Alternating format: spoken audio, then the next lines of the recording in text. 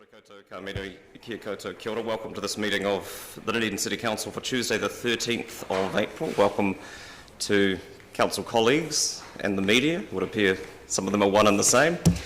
To staff and to those in the public gallery, we have a number of visitors, some of whom may be with us for the first time, so I'll run through the housekeeping procedures for the meeting room. Toilets you'll find back through the door. Follow the signage in the corridor beside the Edinburgh room, which is the one on the other side of this level. In case of fire, leave the building via the stairs and assemble in front of the Civic Centre. If you can't exit this way, exit via the doors in the staff seating area on my left, going down the stairwell and following staff instructions. In case of an earthquake, please remain in the building. It's safer.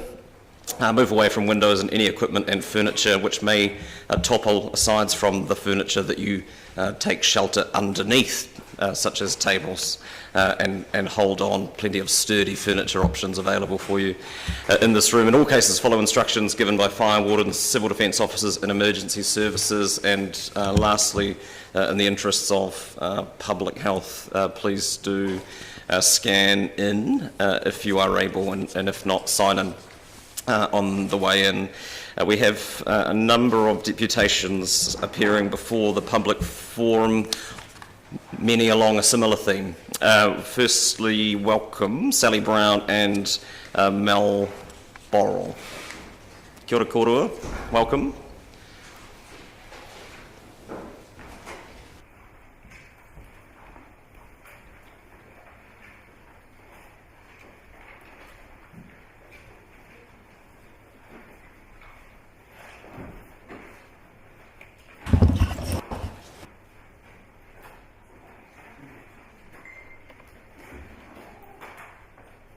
Your microphones are working. The next 5 minutes are yours. You're going to have a 1 minute warning in the form of light and sound on the table, but we're all yours. Welcome. Hi, we're Sally Brown and Melanie Borrell, and we're speaking on behalf of the Blueskin Bay businesses who have benefited from the campaign Trains Not Planes. So I'm Mel, and my husband and I own Harvey Street Merchant. So last year we opened on the 1st of February and obviously had to close 7 weeks later just due to COVID. So to say we had an interesting year, it was quite a stressful one in the first year of business, is a bit of an understatement. So when Dunedin Venues contacted us about the Seasider coming out for the 15 weeks, we felt so privileged and extremely lucky. So the local businesses and community, we all came together. There's just a wee brochure there that someone's kindly handed out. So we all came together and got all that, and it's got all the information just on the bay and what it can do, and that was handed out on the train as well. So we obviously wanted, Dunedin Venues got the customers to Waititi, but we wanted to give them, the passengers, a wonderful experience. So what the Seasider has enabled us to do as a small business, we've been able to employ an extra 2 part-time staff, so that we have a total of 3 now, and they're all local youth from the community. And just to let you know, we've had people that flew down just to come on the Seasider from Hamilton and Wellington, and not only did it help our businesses and they spent money there, but they spent the whole weekend in Dunedin, so it did help, you know, the Dunedin greater area. And we also had a family of 7, 5 children and obviously the parents, and they came out 4 times, so they did something different each time. Went to Ark, did the estuary track up to Orokonui, and then they always came into our store and had an ice cream on the way home. So we've been very lucky to have had repeat business from the train as well. So we probably get at least a dozen customers in each week that we recognise, or they'll mention that they caught the Seasider and they've come back to the bay. We've gone to Ark Brewery, to the nursery to buy some plants, and then come back in and have purchased from us too. So we do feel very lucky and privileged. So we just hope that the City Council does support and continue this venture, not only for the local businesses, but also speaking from a personal level.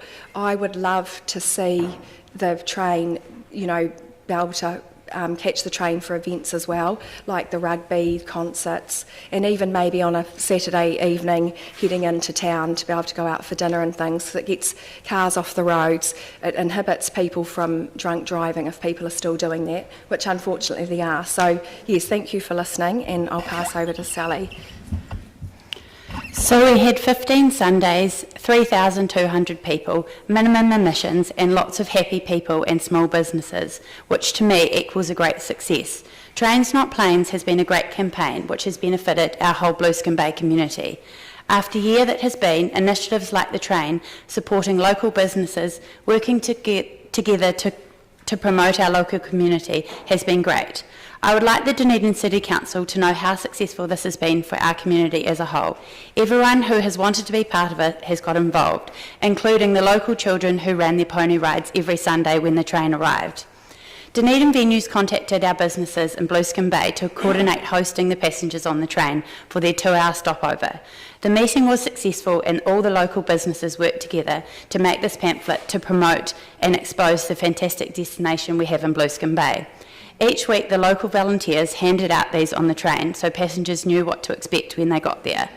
Another great outcome of this was the inaugural event the Blueskin Bay Garden Club held, a floral and art exhibition. A few words from other businesses which were found successful. Orokonui Eco Sanctuary is one of the several local businesses in the Blueskin Bay community who has benefited from regular seaside train to Waiteri, supported by the Dunedin City Council. In context to the ongoing impacts of COVID on this business community, an additional opportunity to generate things like this has been great. John O'Walker from Art Brewery. It has been great having the train and the bus link running to the brewery, and the customers seem to have really enjoyed the experience. It's definitely brought some new people through the doors for the first time, and lots of townies regularly jumped on the train. For our business, Blueskin Nurseries and Cafe, it's been a pretty tough year in hospitality, so the weekly seaside train and the new customers has been wonderful for our business. It has not only been beneficial week on week, but the long-term social, economical and environmental benefits of returning customers, generating more local employment, community events and engagement, with also the less emissions, travelling on the train has been great. Lastly, we cannot forget the passengers. They have all loved the feedback. The feedback has been great. Lots of people travelling on trains from other regions to catch the train to Waiteri. I'd like to leave you with this thought. Imagine riding your bike from Mount Cook to Oamaru, catching the train to Dunedin, an overnight stay in Dunedin, jumping on the train to Middlemarch, biking to Clyde and onto Central Otago. This train, there's so many opportunities to lost if it goes, and maintaining the train will help lower the carbon emissions, and also trains are important to our future by connecting us throughout the regions. Thank you for your time, and I hope Dunedin City Council continues this wonderful train journey to Blueskin Bay and other destinations. Thank you. Thank you, and thank you for the initiative that your group have shown in making the most of the opportunity that was presented for your communities. It was noted and welcome. You're happy to take questions? Sure. Which we will do for up to the next 5 minutes. Councillor Walker and then Councillor O'Malley. Yep, thank you, Mel and Sally, and congratulations to local Waiteri businesses for bringing this together. And a full disclosure here, I'm a great fan of Ark Brewery, so go the train.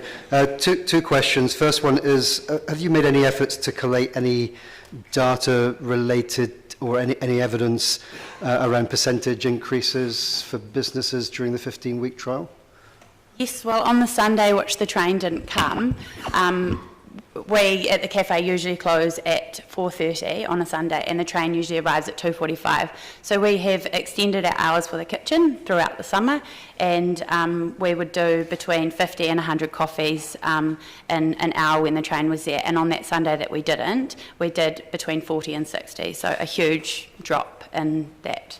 When the COVID, we went to level 2, I think it was, so the train couldn't run, yeah. But likes of returning customers and things like that, you can't really put a value on that because hopefully you're building a long-term relationship. I guess you've partly answered my second question about, is there any sort of anecdotal evidence related to repeat business? But I guess that is fairly hard. Huge repeat business, and a lot of people like feedback from people travelling out of town, particularly Timaru, the Catlins, all sorts of places, but particularly the elderly people, the feedback from them to be able to go to a destination with not having to drive, there's less stress and things like that, they loved it. We had a group of 35 from the Catlins, an elderly citizens group, that caught a bus to Dunedin and caught the train out to Waitete, and it was an opportunity they wouldn't have had otherwise. Councillor O'Malley. Thank you, Bishop. Thanks for coming, speaking today. I'm just going to speak specifically to your presentation as it relates to this item. While the economic impact is mentioned in different parts of the report, the actual numbers that we're discussing are really around the train itself. Would you want us to be considering why we're considering that, the actual economic impact on the communities that are serviced by the train as well, I assume? Yes, absolutely. Yeah. Thank you. Councillor Van der Vis. You're obviously keen to keep the line to Middlemarch as well. Who do you think should pay the $1.5 million every year for the next 10 years to keep that section of line maintained? Well, I didn't know that it was that much, but I guess that's the whole picture, is connecting with the destinations in other areas, and potentially not just the Dunedin City Council, but Waitaki, all of the other areas which could connect to it may be able to contribute to this. More generally, do you think ratepayers should pay what is going to be some significant level of subsidy to keep the service going? Well, yes, if it's benefiting the community in all other areas, which Dunedin venues have shown that it has, I think that the ratepayers could contribute to it, yeah. Thank you.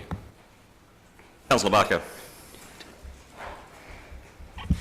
Thank you, Your Worship, and thank you, Sally and Mel, for coming along. I did go on the train on the Seasider, and it was an amazing experience.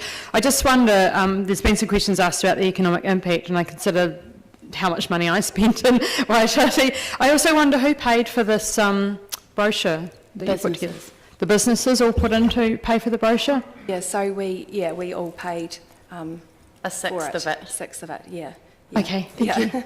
I think we got 3,500 or 4,000 printed. Wow. And so we split the cost between the businesses and had volunteers handing them out on the train, and they're also in the information centre here and in the railway station. Yeah. Oh, well done, thank you. Yeah.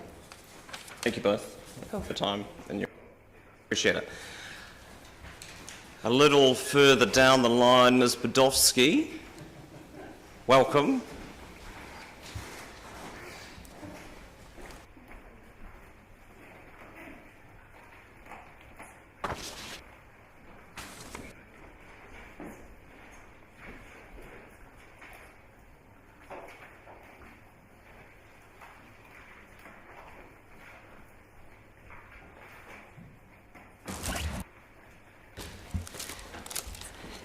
Thank you. Next 5 minutes are all yours. Welcome. Well, you may have heard that in Port Chalmers we booked the train towards the end of March to come out, and we organised the Port Chalmers Day. We also there was 27 businesses actually involved on the day, and I'll take my glasses off and read what I've written.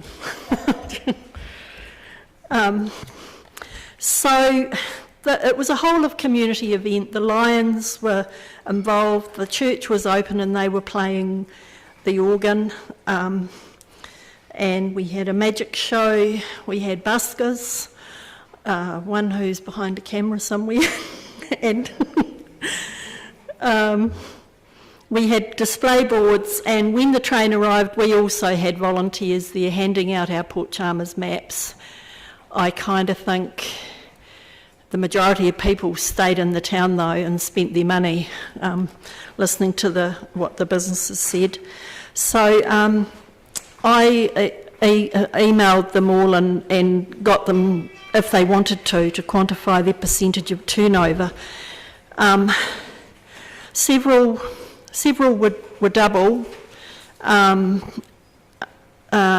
one even said that she sold 600% more than she usually does on a Saturday. So everybody noticed, the train was there for 4 hours, so everybody noticed a difference. But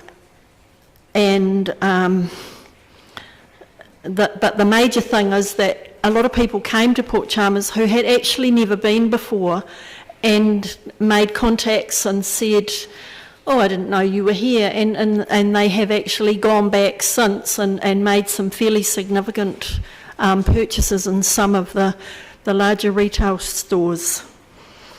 It was a really great day. The feeling around the people was great, the businesses were great, and one of the reasons why we had done it was because there's no cruise ships this year for the businesses, and the interesting thing was that retailers were saying it was far better than a cruise ship day. People were not trying to knock them down on their prices, and they were buying what they wanted for things.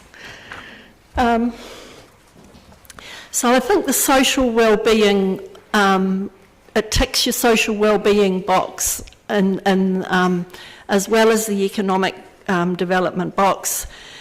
Also, there were 274 people on the train, and actually getting those number of cars, and I mean, it's hard to get parks in Port Chalmers. So we did, in the morning there were quite a few people in their cars, and in the afternoon when the train was there, we had another wave of people on the train, and there seemed to be enough car parks and enough food for people, although one food business said that she ran out of food towards the end. So I'm not, I don't really want to, I've been kind of reading your report. It's actually a really good report. It's really quite detailed, and it's actually good to read the breakdown of the figures. As a number cruncher, it's where I'm at with my clients. We sit down and we say, okay, how can we make it better? And whoever wrote the report, it was a really good report. And a few people have been saying to me over the weekend, why don't you say about looking into getting the commuter train for Mosgiel? I know it's hard to get on Kiwi Rail tracks, but it was suggested that from, say, 7:30 in the morning and coming back from town at 5:30, you're going to get a lot more people off the cars, off the road. And I've heard that Kiwi Rail, I'm getting near my end of my 5 minutes, Kiwi Rail negotiate cheaper deals if you're doing it regularly. That's what I had heard, so I don't know. I just feel that the report looked at all the old stuff that's been done before, and maybe there's more options. Especially like, I could imagine taking the train to Balclutha or Palmerston, you know, not just the major towns that are in the, there's the red light. Yeah, so maybe even have people widen their aspect of how you could run the train better on the Kiwi Rail tracks. People were, 274 people got on the train to come to Port Chalmers, and there was very little advertising. Thanks, Raymond. Thank you. You're happy to take questions? Yep. Thank you. Councillor Walker. Thank you, Raywin, for a really informative submission, and thank you also to yourself and Jan Tucker, particularly you, for bringing together an amazing day in Port Chalmers, an absolute bargain for 5k. Well done. My question relates to something that you mentioned in the submission, and you refer at one point to the hugely expensive Tyree Gorge track maintenance. What do you envision for that rail corridor? Yeah. Probably as a number cruncher, I have more of my feet on the ground regarding the reality of the actual costs of that over the next, projected costs over the next 10 years. And I also recently went to the West Coast and did the West Coast Heritage Trail over a few days. I thought I was going to be the oldest one there. But, there were people, and I was on an e-bike, but there were people into their 70s and up to 80 on e-bikes. And I just envisage the option of taking taking the train, extending the rail trail through the Tairi Gorge, and especially now that I have seen in your papers the fact that the Middlemarch people would like to take the train up there and run it to the Salt Lake. I don't actually think that the Middlemarch people would experience a loss, because if they also had the train there, you'd get people staying, doing the rail trail, staying the night, doing the train trip and then biking down. Probably at 60 k's, you know, Hindon's 30, you know, people might, I don't know whether there's anywhere at Hindon, some farmer might build some accommodation there. I just knowing the way that the rail trails and the cycle trails are actually doing in the country at the moment, I think I would much rather co-opt a trust or something like that, and they can then go to like the community trust and access some funding towards the maintenance of the trust, the track. That's how I see it, but not stop using the train on the Kiwi Rail, building up the business on the Kiwi Rail tracks as well. Got to ask the question now. And just my final question is sort of similar to the one I asked the previous submitters. Are there any efforts by yourself or the group to try and collate robust data around the benefit to businesses and the percent increase perhaps that accrued? Well, I sent the group email out to the 27 people, but I said, you know, if they wanted their privacy, they didn't need to respond. Only a few responded, but others, since I've been in the street, have said, I did that. So if it was needed, I guess it could be done, you know. Councillor Gary. Thank you, Your Worship. Thank you, Ms Podolsky. I just wanted to understand, did you write your report after you had read the report that we have in the papers or before? No, I wrote it before, and in fact I only found I just read the ODT and thought that it was all private, and I found it this morning at 6 o'clock and read it then, and I felt quite relieved when I'd read some of it, you know, that it kind of ties in, but you know, we all have a different vision, don't we? And my second question is around the capacity. So this was a market day for Port Chalmers. How much capacity do you think for people to come back to make that a regular occurrence? For this particular campaign, there was a novelty factor, people really wanted to support the trains. What's your feeling about that? Well, everybody wants to do it again, and as I said, I mean, it wasn't the huge job of the Seafood Festival. We just kind of, a few people pulled it together. It's all in place now. People have even said maybe twice a year, but I know that Julie does her town hall markets once a month, and she always gets a good response of people to that. But I don't. You wouldn't want, you know, at least twice a year is not going to keep the train running. But it would be really good to use it as a model for some of the other towns, I think. You know, Balclutha is a lovely place to go on the train. And Palmerston, I've been there. And people want to get on the train and go places. They just do. Thank you. Thank you, Rowan. Thank you. Next, Kate Wilson.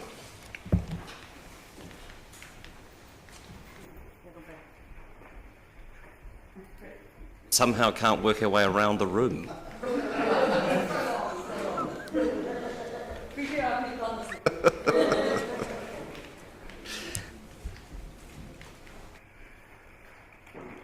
Welcome. We're all yours. Kia ora. Speaking as the chair of the Otago Central Rail Trail Trust, and it's great to be here today. Thank you. Thank you for the opportunity, Mayor, for being included in the reference group to inform the data, and to Andrew for running a very good process with DCHL. It was great. It's been exciting to hear the communities being excited about the train visiting. But can I just say that that hurt is being felt by the Middlemarch community that isn't getting that service and that opportunity. And so I want, and again to Raywin, thank you. I was at Port Chalmers, I did the cycle route around the harbour that day, and to arrive to a splendid event happening at Port Chalmers, it was fantastic. The train can activate a lot of really good community development if you allow it to and invest in it. But I'm really grateful for the report, but I think it's leaving one side of the debate unanswered, and I'm here to extend an offer to work with the Council and the Department of Conservation to look at what an extension to the rail trail could look like, and in two ways. One is that we're very clear that activating that route as a tourism route is really important, whether it be by train or by cycles, or what the options are to have both. I think you've had emailed round a link to what happens in Gisborne, where there's an existing railway line left in place and people with bikes on it. Those may be one option, and maybe if they were with electric bikes able to get through that 60k hurdle quicker than in one day, although the opportunity for development in Hindon is fabulous if you think about it as getting a train up, going fishing for a couple of days, and anyone who's done the timber trail and the lodge there and the camping site beside it would be really excited about the commercial development that could sit alongside this route but continuing to be activated. The MB has money available for a feasibility and business case for a cycle route. What the cycle route looks like doesn't need to be cycling all of the way. Remembering Roxburgh Gorge with a jet boat ride, and there are other trails that have been funded that have got other transport links in them. So as someone who has history of the railway, my great-great-grandfather was Minister of Railways when this line was developed, and my great-grandfather was an engineer on the line. I'm passionate about rail. I don't think they have to be exclusive, and they can be mutually supportive. But please, my request is that you think about working on seeing what a cycleway would look like there, or how to activate tourism. We're happy to be the lead on that, which would have to be the trust, given the MB model. I'm happy to discuss it with DOC. We've had already initial discussions when we submitted on this with DOC, but presumably that would be the Dunedin office. Happy to take questions. Thanks, Kate. I have one to begin with, and it's as much about timing as it is anything else. How long, in your understanding of the MB-supported process, would that feasibility work take? First of all, we'd need to put an application in to get that funding, and then the feasibility. I'm nervous that it wouldn't be available for next season, but maybe part of that is trialling an alternative on the line. I think there would have to be some trials. We have to inspect the line with a different lens than it's necessarily had at the moment as well. Optimistically, I'd say 6 months, but I don't think it would be. I think you'd want to inform it for the next annual plan, though, so that you're in a better position to consider what the costs ongoing would be. So any future options, you're realistically looking at the 22-23 season? Unless we trialled something that can be done. Well, you could do other things in the interim. Obviously. Yeah, in the interim, yeah. Councillor Lord. Kia ora. I think we're going now.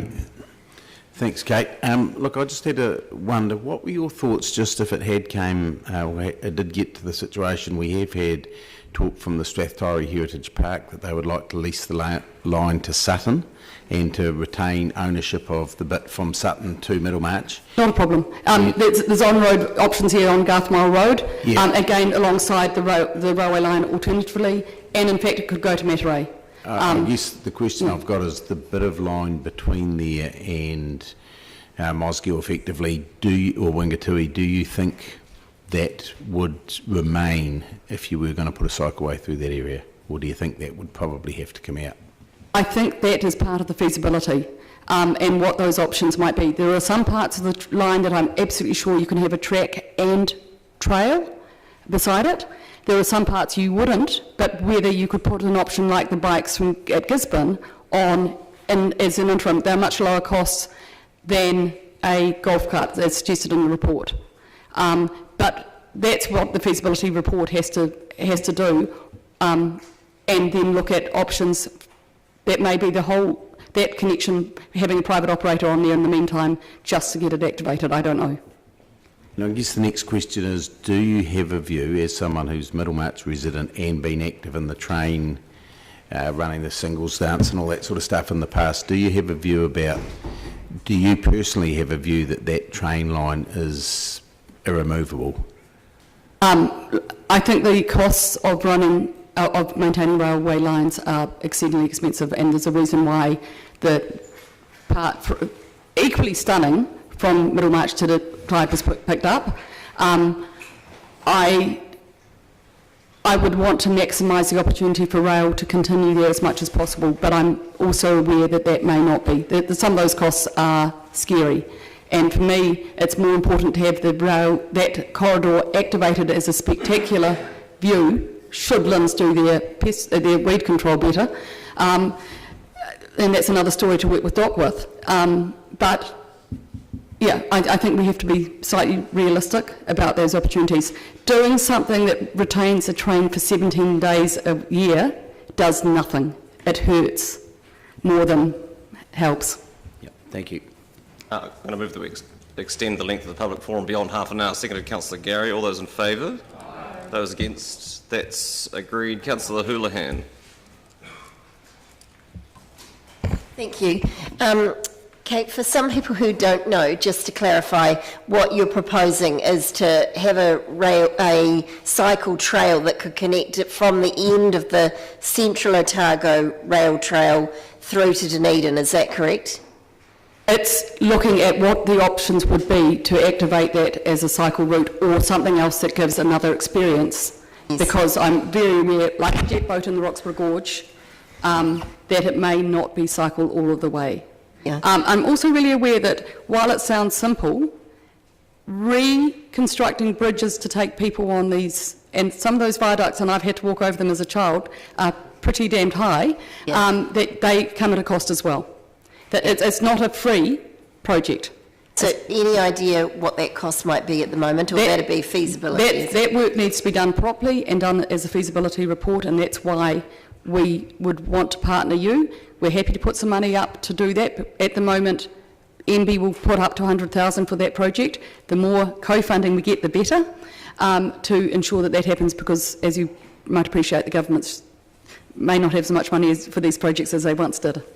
If we make a decision today and, say for example that decision said, right, we keep the rail going all the way through, how does that affect the plans that this cycle trail would have? That is your choice. I'm just saying, I think in order for you to make the best decision you can make, you actually need another piece of work done. And that looks at what that project would look like and the cost-benefit analysis of that. Because at the moment you're only getting one, and I totally understand why. You know, the railway was your biggest issue in March last year, I'm sure. But you've actually got an opportunity that I think you need to have the balance on your table before you make a final decision. But what I'm trying to say is, would that decision rule out the plans to connect up a cycle trail? No, because the train, if it's running regularly enough, would be that connection. The problem is, if it's only going to be connecting irregularly, and it does a disservice to that route as a tourism route. So for it to work properly, how often would that train need to be working to connect, because it'd have to go daily and often, I would imagine. It was going daily to Pukerangi, and you could do that connection. Right. And twice a week to Middlemarch. And the days that it was going was important, because that was when people were finishing the trail on lumpy, like Friday, Saturdays, people would do Thursday, Friday, Saturday, Sunday, and get on the train. So those things need to be worked through the operators, and that's why we need to be having that feasibility report, even despite you also doing the train potentially. So do you see the way it could work if the train was kept operating is that the cyclists would get on the train and then get off at the end and cycle from there through? Is that what the proposal? And hopefully going to Wingatū on the Dunedin Tunnels Trust. Yes, that's right. That's another matter. Good idea. Time. Thanks, Kate. Thank you. Appreciate that. Sonia Mitchell. Speaking on behalf of First Union.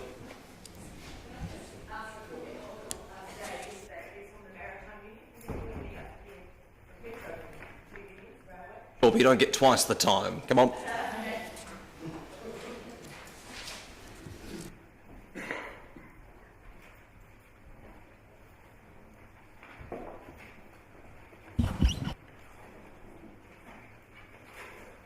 I think you can all hear us okay? So tūtahi e mihi ana kia papatunuku, kia ranginui hoki, e mihi ana hau ki ngā iwi, ki ngā hapu o te motu nei, ko Naitahu, ko Kati Mamoi, ko Waitaha, ko Huiarapa. Mihi ana ki a koutou katoa, ko I huihui mai ki te whakawhiti te kōrero, ki te whakawhiti te whakaaro. E mihi ana hoki ki ngā tangata e tū ana I waho I te whare nei. So I'm giving a mihi to everyone involved, everyone in the room, to the mana whenua of this place and to the people outside of this room, right? So all the people who are not able to participate in this process for lots of reasons, and there are a lot of those people, yeah. And in unions, we know a lot of those people, okay? So yeah, I'm Sonia from First Union. I'm an organiser for First Union. I'm here today to talk based on that experience, but not as a representative. And Dave, do you want to introduce yourself? No? Kia ora koutou, ko Dave Kearns, tōku ingoa. I'm a member of the Rail and Maritime Transport Union, and our branch represents our members, few members who are still currently employed at Dunedin Railways. So we're just going to talk through, we're just trying to combine our points today. So do you mind if I start, Dave? Is Absolutely. that all right? Okay, so I guess main points, and like the submitter earlier this morning, I've read this report in a very short space of time. So one of the points I'd make is a lot of people won't be aware that report's there, a lot of people won't be aware that they can participate in this. The main point I guess I'd say is it's not the right time for major changes, and certainly not the right time to be selling off parts of a public asset like the railway. That's because we're in a time of flux, right? We are trying to recover from COVID. We are trying to look at how we want to run this place going forward, yeah? How we want to sort of develop this town going forward with what might be a really different setup. It might be a lot more local tourism, yeah? And we're also looking at bringing in changes like the Climate Commission report, yeah? And that, there's hardly a mention of climate in this thing, of carbon emissions, yeah? But that is a major consideration that Council needs to be taking on too. So basically, it's not the right time to be getting rid of what we know is a low carbon form of transport that can support tourism at a time that we're a bit unclear about what's happening with tourism. So it's not the right time for options 1, 2 and 3 is what I'm suggesting. More assessment needed, way more assessment needed of the social benefits and costs of all of the options, and I agree with the points made by Kate and previous submitters. There needs to be more discussion of options. There needs to be more options on the table. So we need more consideration of social and costs and benefits, environmental costs and benefits. So I looked at on page, summary of considerations. Those are the Council's key considerations. It only ticks this as an economic thing. I don't quite understand how that works, but I agree with the other submitter. Environmental, social boxes need to be ticked here as well. There needs to be way more consideration of the opportunity costs of not having a railway, of not having this asset to use to promote the city, to promote the local businesses, as we've heard about, and to have communities able to move around, because it's a lot more than just business, right? It's what people talked about, suddenly being aware that there's these other places that they can go to, there's other communities that they can be opened up to, yeah? And that can really benefit, yes, domestic tourism if we want to talk money, but it has much bigger benefits than that. It has social benefits, yeah? Yeah, and I guess the other main point that there needs to be a consideration of all options, so feasibility study, maybe looking at that trial, and this is something the unions put forward a while back, a commuter service from Mosgiel to Dunedin, and possibly a commuter service between Waitati and Dunedin as well. So again, there's just not been enough public. I don't know how you guys can possibly make a decision today based on, and again, I note in that summary of considerations, page 29, external engagement, Hardly any from what's listed in the own report, right? External engagement was primarily with DMVL and a small group of reference, but no union representation, and I'll let Dave take over at this point. So union workers involved in the rail time, not involved in that group. Kia ora. Like Sonia, we're still digesting the report. We would question some of the costs that are listed in it, and note that, as you've just referred to, Sonia, no worker representation appeared in that steering group that produced the report. That was asked for earlier in the piece. I think, while there haven't been questions yet, the subject of a ratepayer burden that was raised earlier, I would sort of say to that rail is only going to grow in the future. There's no other countries around the world where rail is being reduced. Rail is the way of the future. If we have an imperfect taxation or ratepayer system, that's really not the fault of the people that want to run the railway. If we need to get a bit visionary and bold, and if we see this as an investment, not a subsidy, and if we see public transport and rail as a service, not just a money-making venture, then it makes sense to not take the risk of having a line removed or getting it run down to such a point that it can't be brought back realistically. One of the submissions that RMTU made over in the recent demise of Dunedin Railways was to have the Taieri branch line renationalised, so taken over by Kiwi Rail. Kiwi Rail I would think, need to be directed to do that, but it makes sense. Other tourist operators that run rail in New Zealand don't own their own line. They lease it from Kiwi Rail, which thankfully is now owned by the public again since 2008. I think the benefits that were outlined by the speakers from Waitati earlier, having heard submissions quite a while ago at a Middlemarch public meeting, would be replicated in the Strath Taieri. Dunedin Railways without the Taieri Gorge line is like Rome without the Colosseum. Why would you go there? So yeah, we do ask the council to consider this report and not risk kneecapping it by taking one of the decisions that would see it reduced further. Kia ora. Do we have a bit more time, Aaron? Do we still have a few more? You have time for questions. Okay. It's got it being brief. That's good. That's all right. And there are some. Councillor Lord and then Councillor O'Malley, Councillor Elder. Yeah, look, I'd just like to ask a question, Dave. Do you think, like in view of the fact that we don't have money set aside, it's been in the paper, that at this stage to do the line, in your railway experience, do you believe that if we made a decision today, or if we made a decision to continue with the line, to continue with the Seasider and that sort of thing, but yet not to do anything with the Middlemarch line at this stage, do you believe the deterioration of the line, or does the line deteriorate overly quickly if it's not being used, if there's no money to put in right at the moment? It certainly deteriorates more quickly than if it were used, but it would be possible to keep that in a holding pattern with a handful of staff to regularly go up. And I'm not a track worker myself, I'm now a locomotive engineer, but I think the two things are scrub removal and the like, and the other thing being that can prevent washouts if there's not then a build-up of debris, and then just regular maintenance of the actual mechanical parts of the line. So yes, that could be done without trains rolling over it, with a crew in the meantime.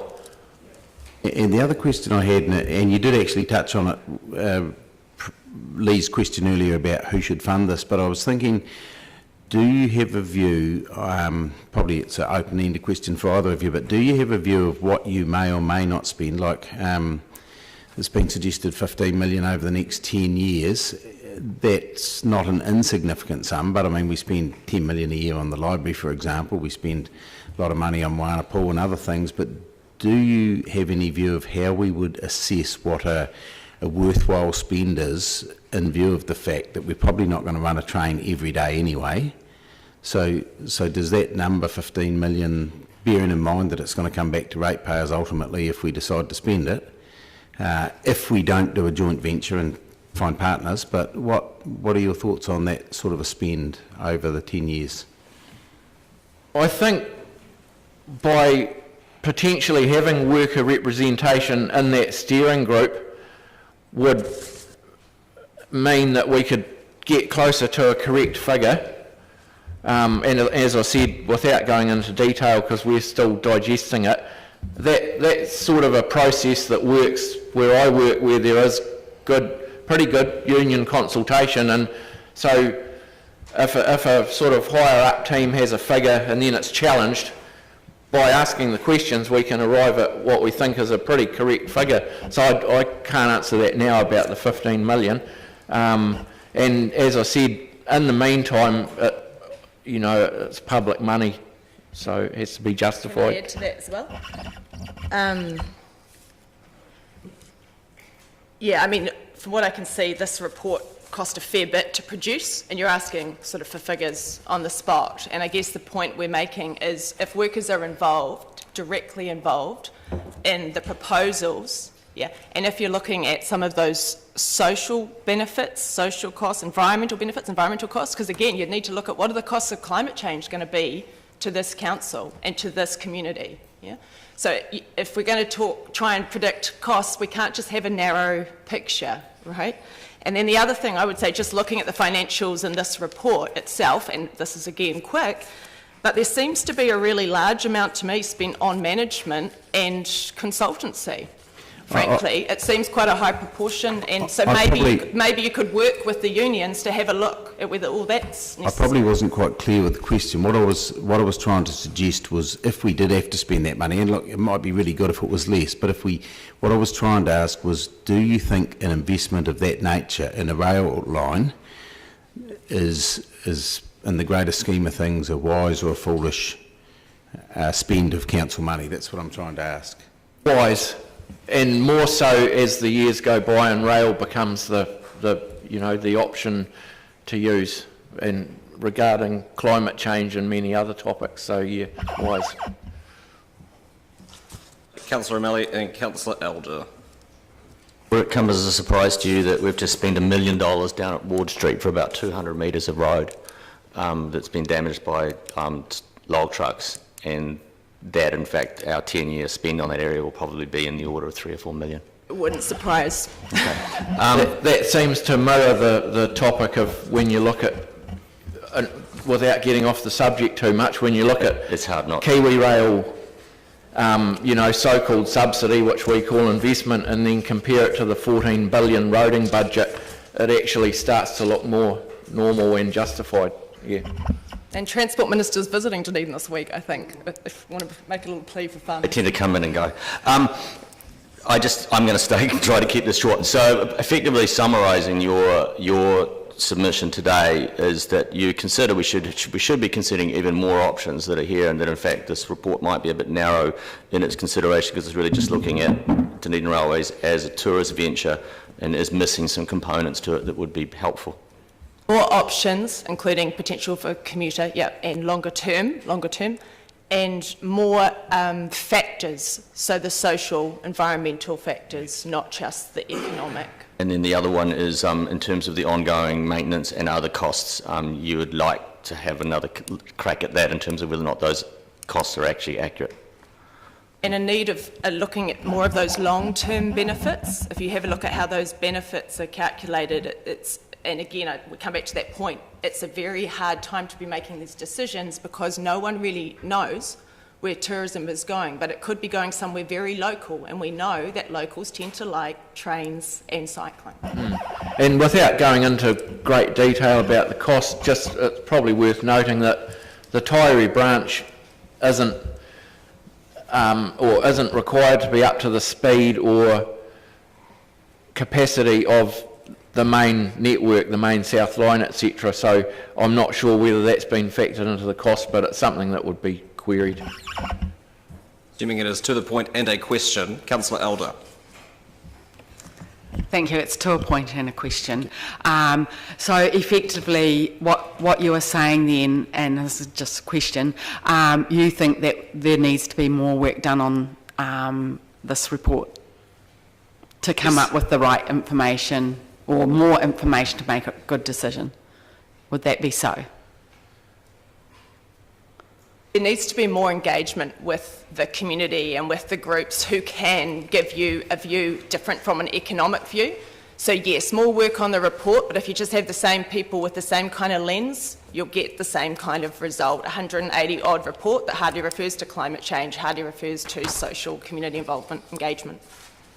Thank you. Thank you both. Appreciate it.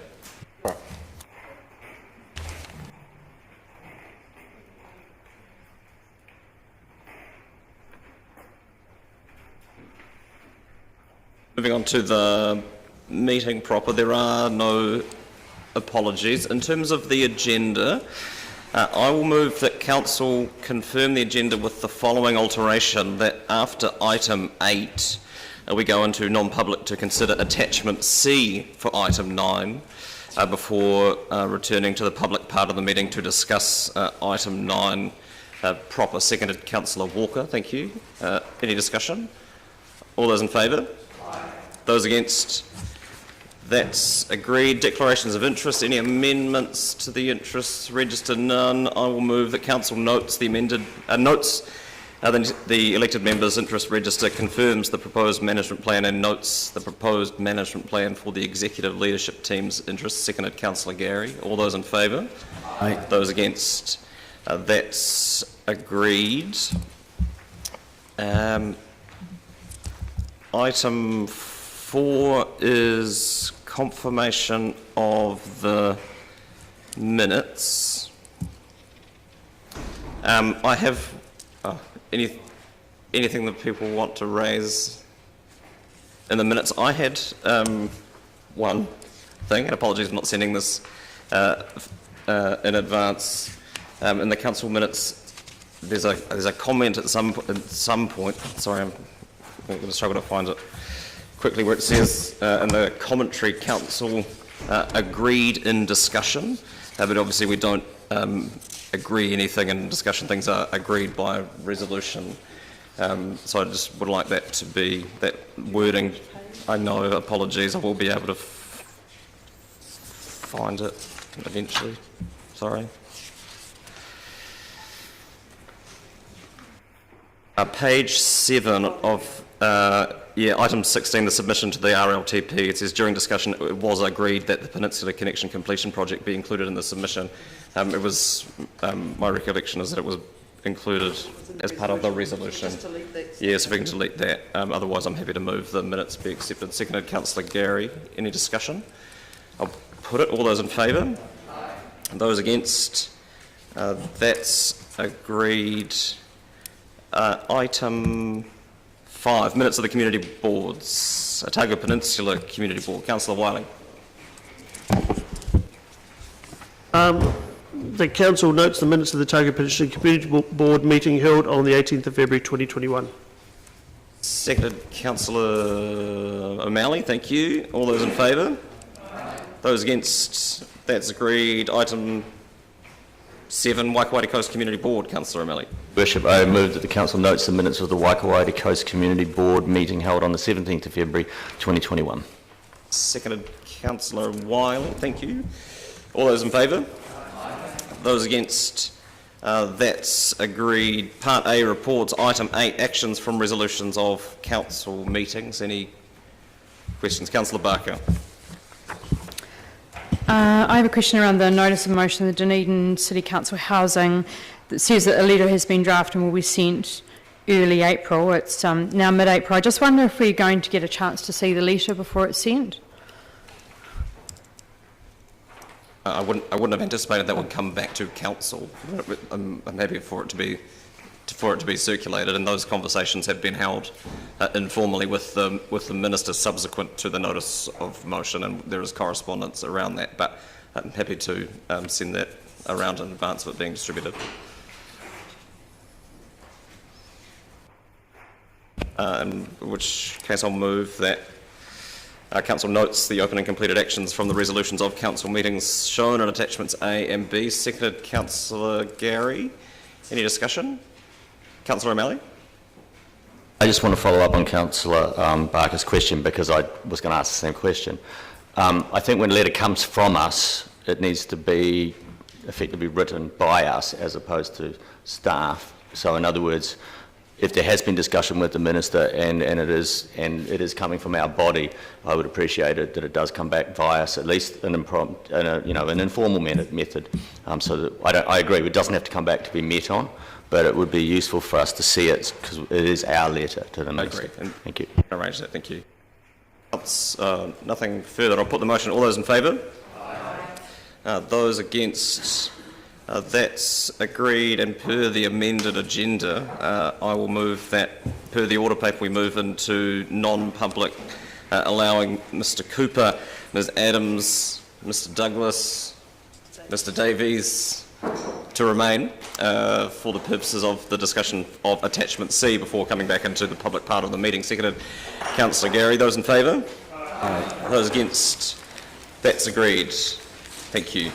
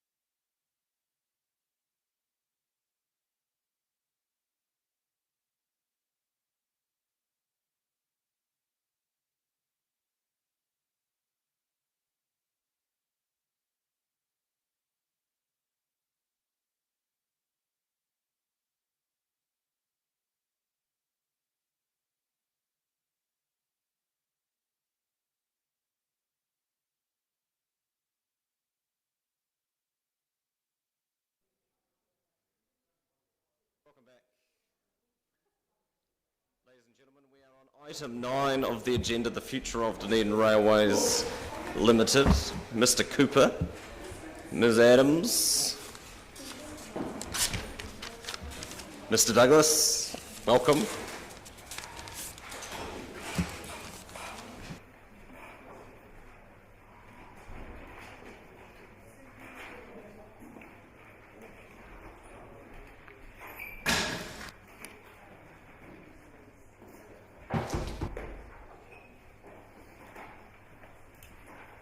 Quite keen to remind councillors we do seem to be short a couple, but reminding people that the attachment C that has been discussed in the non-public part of the meeting isn't for discussion or debate or to be interrogated at this in the public part of the meeting. So if people could be mindful of that, that would be incredibly helpful.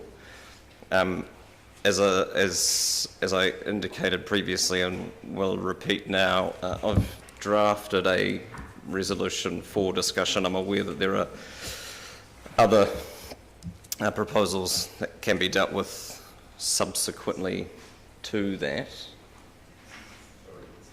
And we don't, and it's, well, it's, we'll put it up on the screen, but the opportunity here is to ask questions of staff of the report. It's just really for information at this point, for the purposes of.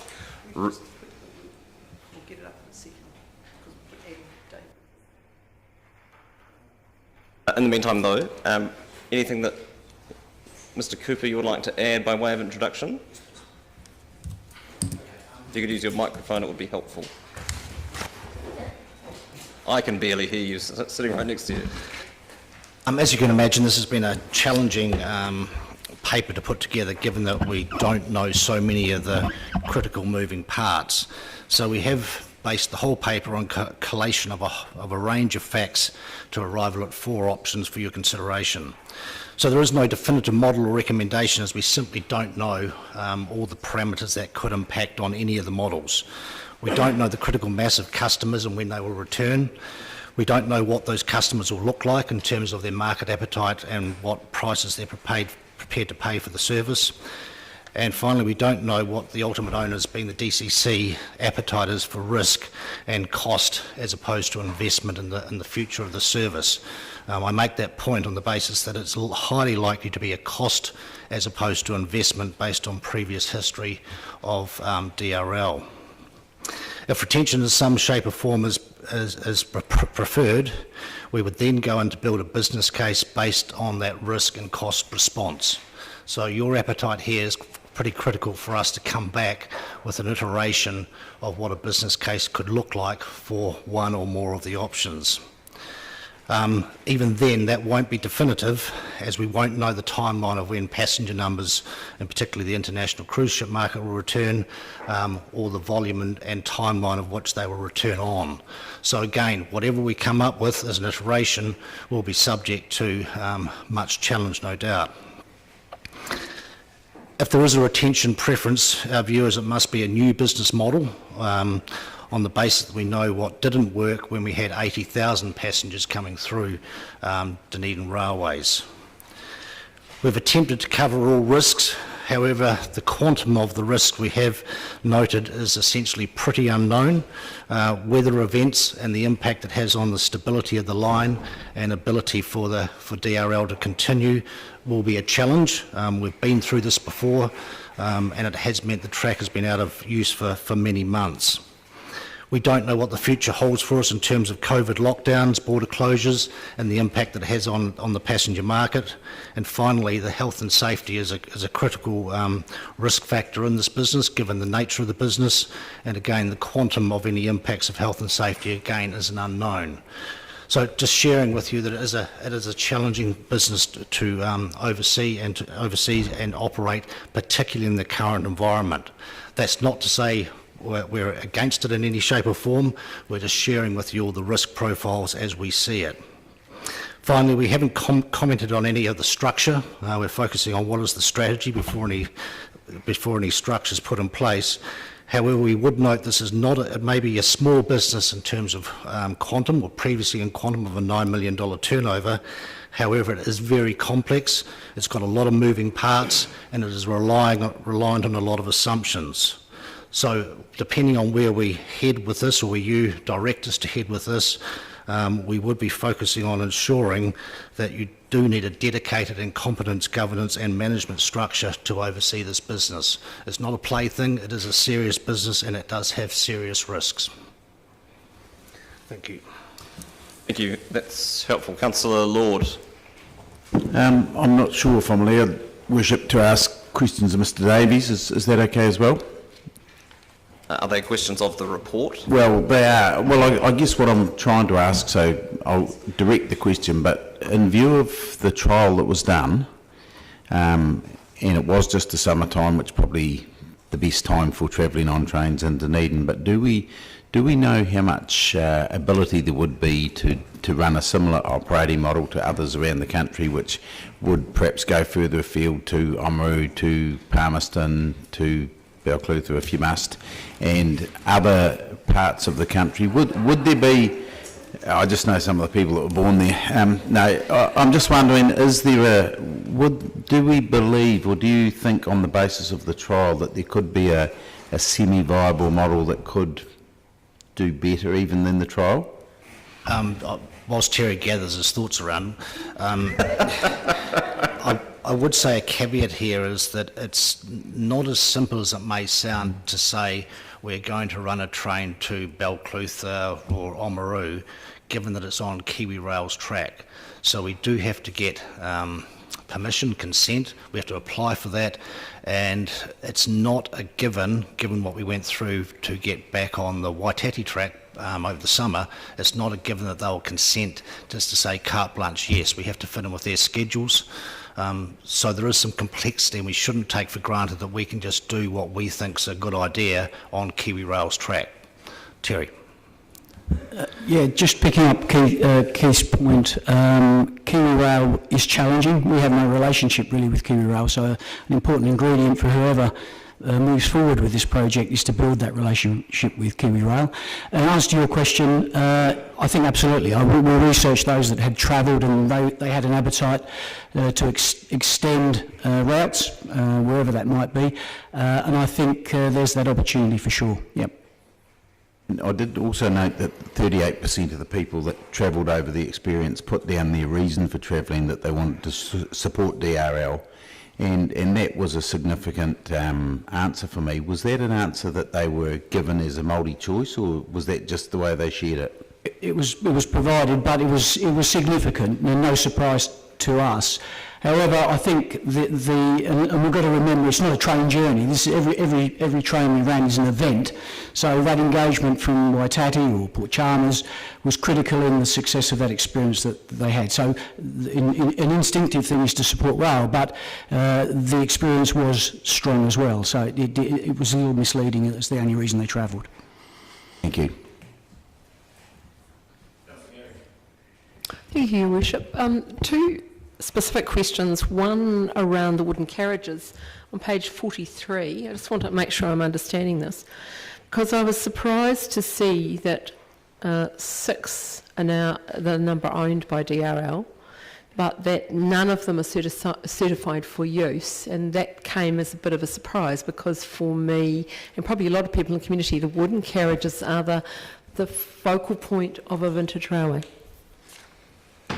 Yes, the wooden carriages aren't certified for use. A lot of work would need to be done on them to bring them up to standard. They need steel side impact bars for their safety. But they do hold a lot of. That's for them to operate on the main line. So they could, yeah. So they could still operate on the Taieri Gorge line.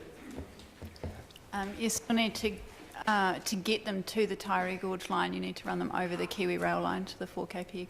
Lovely. And the other one was around the quality of the product, and I'm not sure who this question's for, but I noted in the detail the comment around te reo and the quality of te reo in the commentary, and I wondered about whether we're confident about the quality of the product, whether there are further improvements that could be made to the quality of the product in terms of the experience for the passenger. Mr Davies will handle that. Sorry, I was reading my... Can you, repeat that? Sorry. Sure, no problem. So my question was around the quality of the product, and what triggered that question was the comment around the quality of te reo.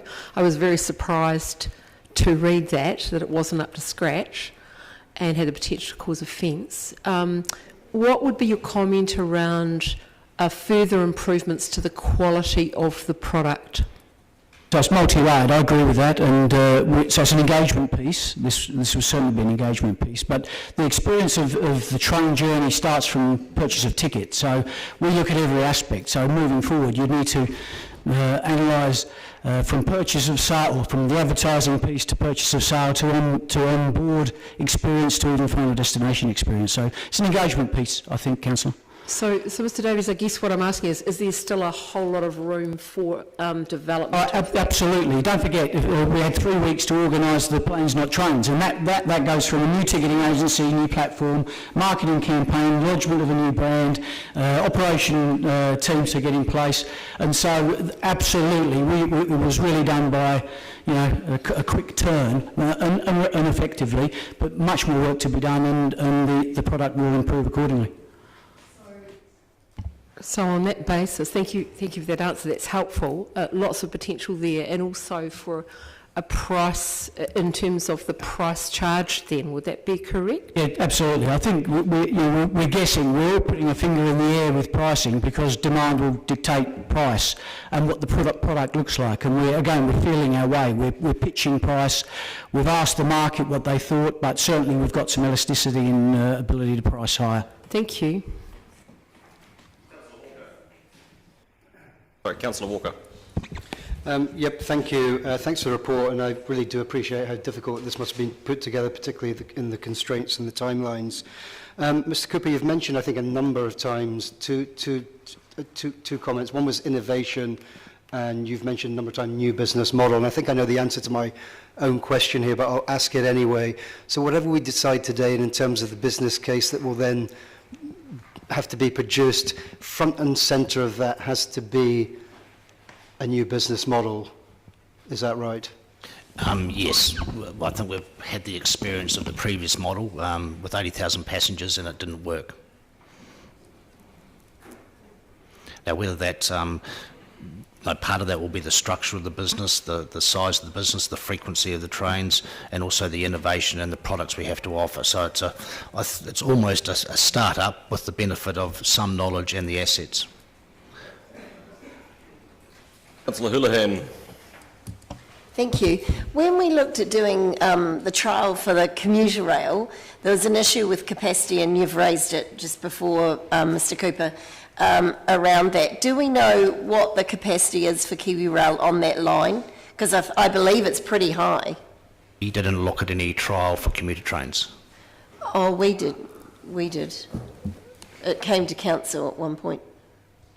Probably not a question that Mr Cooper can answer. No, but I'm just saying that was one of the issues, though, of why that couldn't proceed. And you raised it before with what you said around capacity for the line and whether we can, what we can run on it because of the fact that it's already quite full. Do we know what capacity it is at the moment? Okay, no, I'm sorry. No, we don't. It's a case of having to ask or apply, rather, and they have a 45-day turnaround as to what they'll consent. Councillor Elder.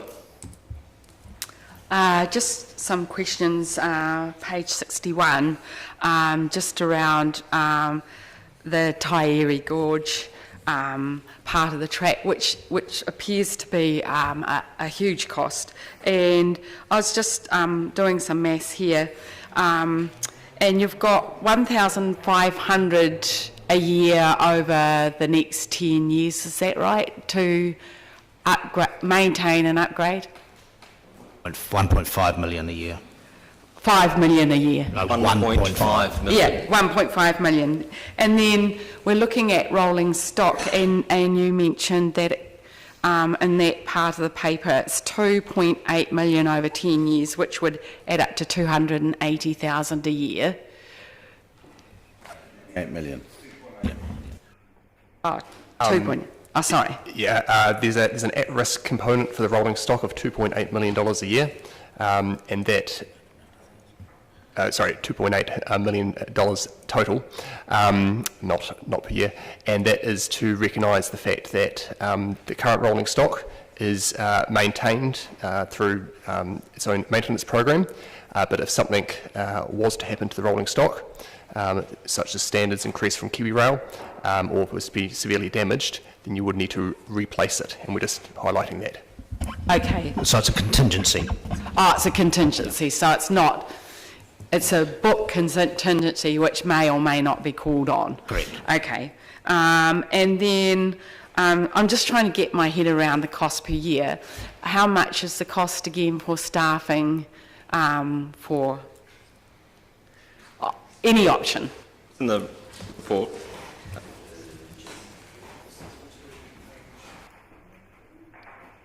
Page 55. Sorry. OPEX budgets are in table 5. Oh, yeah, sorry about that. I was just trying to tally up, that's all. Further questions? Councillor Wiley and Councillor Barker.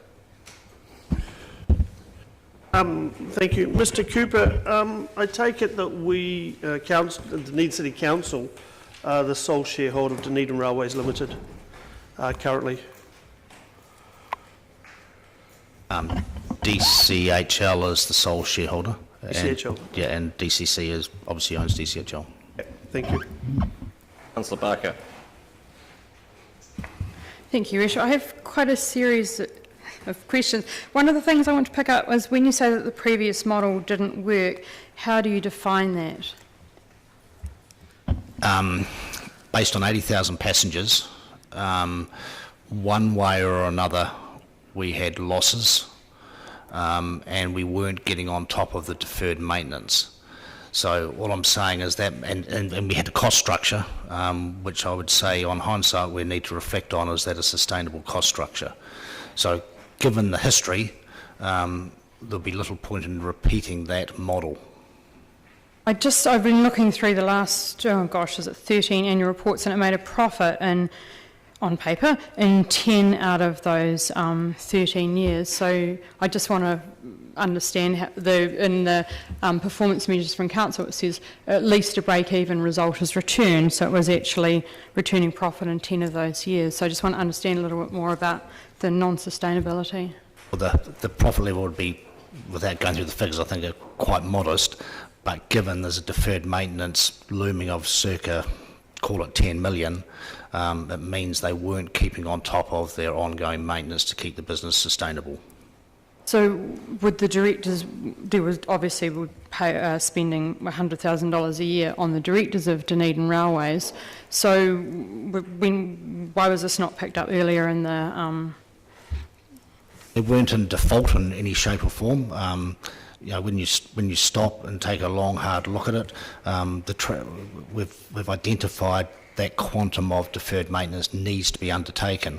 Right now the track is still certified, albeit at a lower speed, so we're not breaking any rules or legislation around it, but if we continue to allow that deferred maintenance to occur, the trains are going to come to a standstill effectively because they won't be able to go at any pace and we'll probably lose certification. So to date we're okay, but in the future we've got to take some action to keep the rolling stock on those tracks. So there was a great leap of passengers between 2018 and 2019. It went up 20,000 people. Was that all crews or?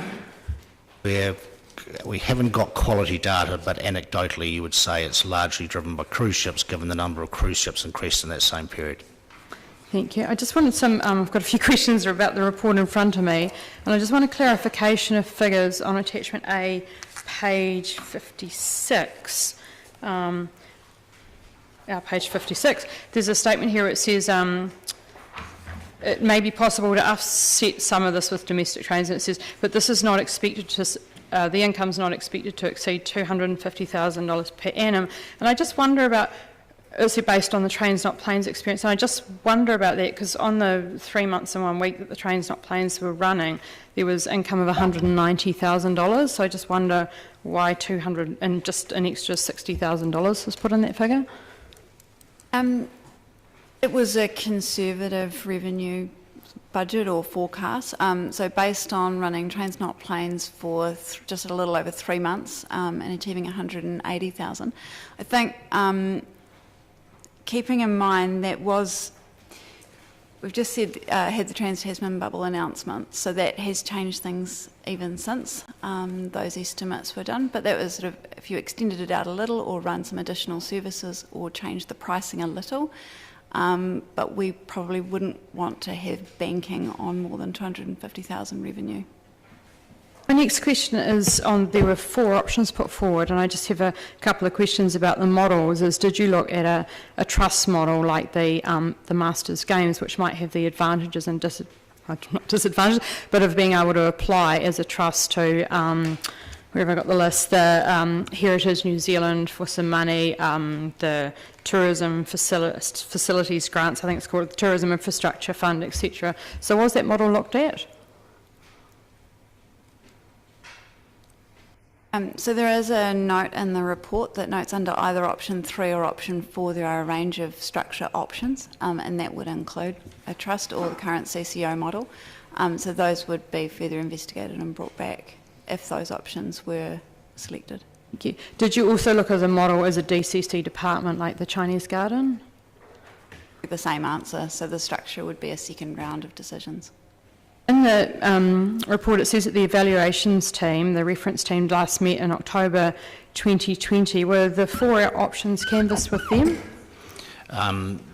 The 4 options were essentially an outcome of those reference group meetings.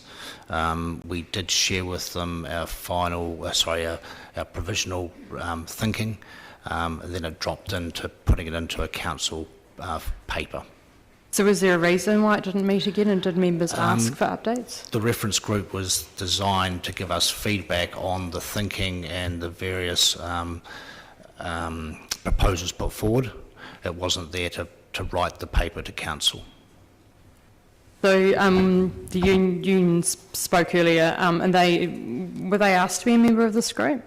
No, they weren't. The reference group was there to talk about the strategic options and the various proposals put forward. They weren't there to canvass operational aspects of the business. We were able to do that via the 7 staff that we retained. Okay, page 45, I have a question.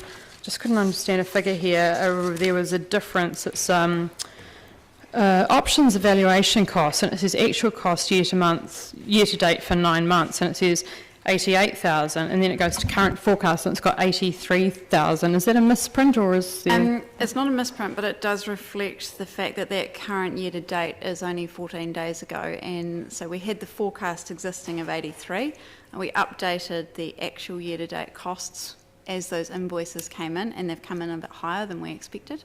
So the forecast to 12 months will need to be revised upward a little, but we don't expect it to be hugely significant. Okay, thank you. And page 48 says at no stage did demand outstrip supply and additional capacity was not considered necessary. I just wonder how you measured that excess demand. Mr Davies? So we did it through a number of means, through Moshtex, through the info line, DRL info line, and also we never sold trains out until the week of the actual train running. So train sold out, but it wasn't. We didn't sit back in January and have February and March sold out. If we had, it would be a no-brainer that we'd have put extra trains on. But they were selling out in the week of the trains running.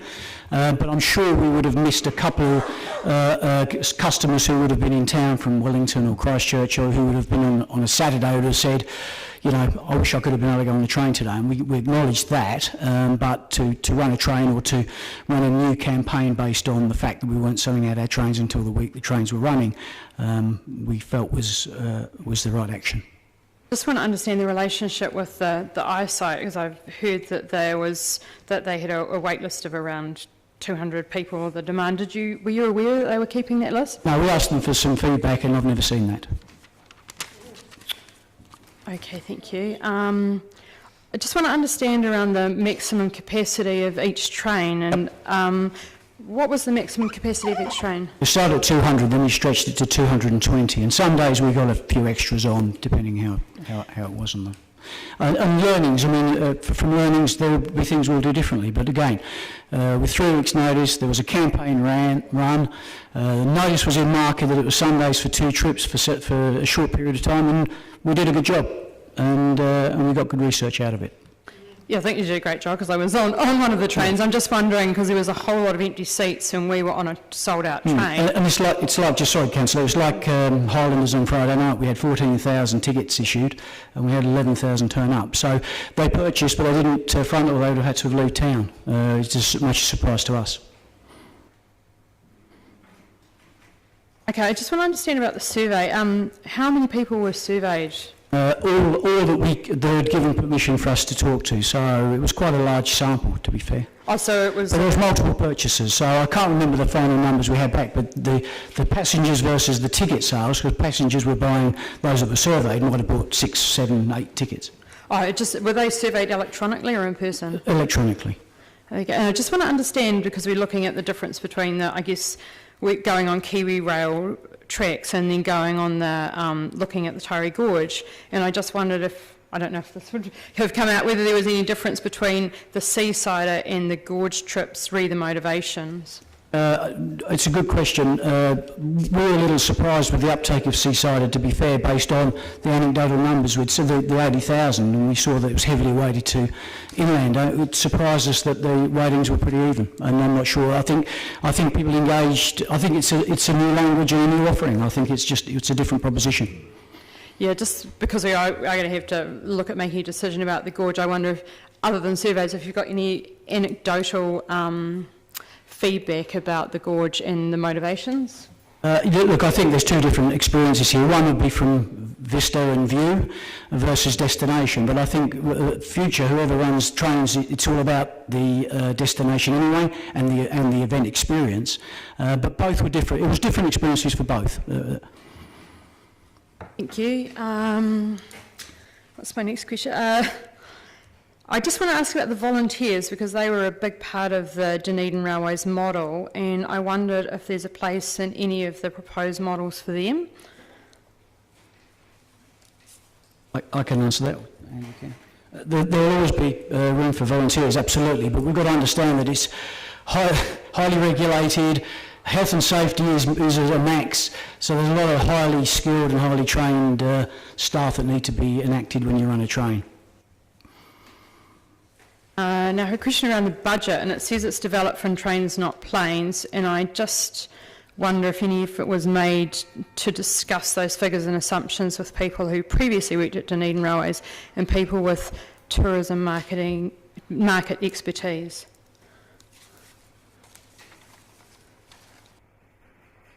It was discussed with the existing staff in terms of the ones that are looking after the rolling stock, because a lot of that budget is encompassed with those sorts of costs, but no, not with any of the ex-staff. So the staff that were retained were people like engineers that were looking after the rolling stock, but so it wouldn't have been discussed with previous management or marketing people? Correct. Instead, we discussed it with the people who are currently managing it at DVML. Okay, thank you. Councillor Raddick. So, looking at option 3, just running the trains on the National Rail network only, if we were to do that, could we also run trips up the Tari Gorge line without getting into the major maintenance? So, it's my feeling that currently maintenance on that line is deferred somewhat because there's some major things to be done. So this model, option 3, is a break-even model as long as they're international visitors, but could we run this model with some trips up the Tari Gorge line and bring in some extra net revenue without, more net? Could we bring in some extra net revenue? It's possibly akin to skating on thin ice. There's at the moment we've been, as council guided us, we maintain the track to Taieri, which is outside of the original hibernation budget as requested, and that's come at some cost, as we've noted. It's meant the track is still usable, and given the frequency of trips up there, that sort of matches, if you like. We can't just do nothing on the track. We can do, I guess, maintenance, if there's such a term, to keep the track in good enough order for infrequent train trips of a minimal nature at a slow speed. If we're going to go forward and have a business model that says we're going to run X trains and the frequency is going to be Y, the maintenance needs to be dealt with. So we're on a short leash. And if you look at the report on the track, it's quite clear the work needs to be done and needs to be dealt with in due course. So my reading of the paper is that on an ongoing basis, if we're going to use the Taieri Gorge line, there will be always a substantial cost, net cost. Yes, although if all the sleepers are replaced to various points, which we've noted the cost of doing so, that's going to get us over a hump after that 10-year period. But you're right, inherently the bridges will come up for another paint every X number of years, as noted. There's always going to be maintenance to go on that track. In the order of $1.5 million? That's over the initial 10 years. Yep. In principle, that should drop back once we get over the hump of the sleepers. Councillor Elder. I note this is a report about and discussion about the rail, and included in options is on page 63, the cycle trail. Now, the question I was asking, the Otago Central Rail Trail runs to Middlemarch, is that right? And the proposal would be, in a feasibility study, looking at a number of options for cycling from Middlemarch to Dunedin. Would that be right? Not just one option, number of routes maybe, or whatever. We haven't dealt... The feasibility study would be set by whoever was asking for it, I would assume, and that would certainly be an option available to them. It's just I'm aware that... Are you aware of a question from Mr. Yeah, I have got a question, and that is that in the next few years there will be a continuous cycle trail from both Queenstown and Wanaka, which means there will be continuous trail to go across the region. And I believe, well, would you say that that would enable actually or facilitate more cycle visitors having that facility of going all the way from Wanaka and Queenstown? I'm no expert on cycle trails, so that would have to be another piece of work for somebody else to undertake. So that would be in the feasibility study? If that was what council decided on. If we did that. Yeah, we're merely focused here on the Dunedin Railways assets. Yeah. Yeah, those are the questions I was asking. Councillor Houlihan. Thank you.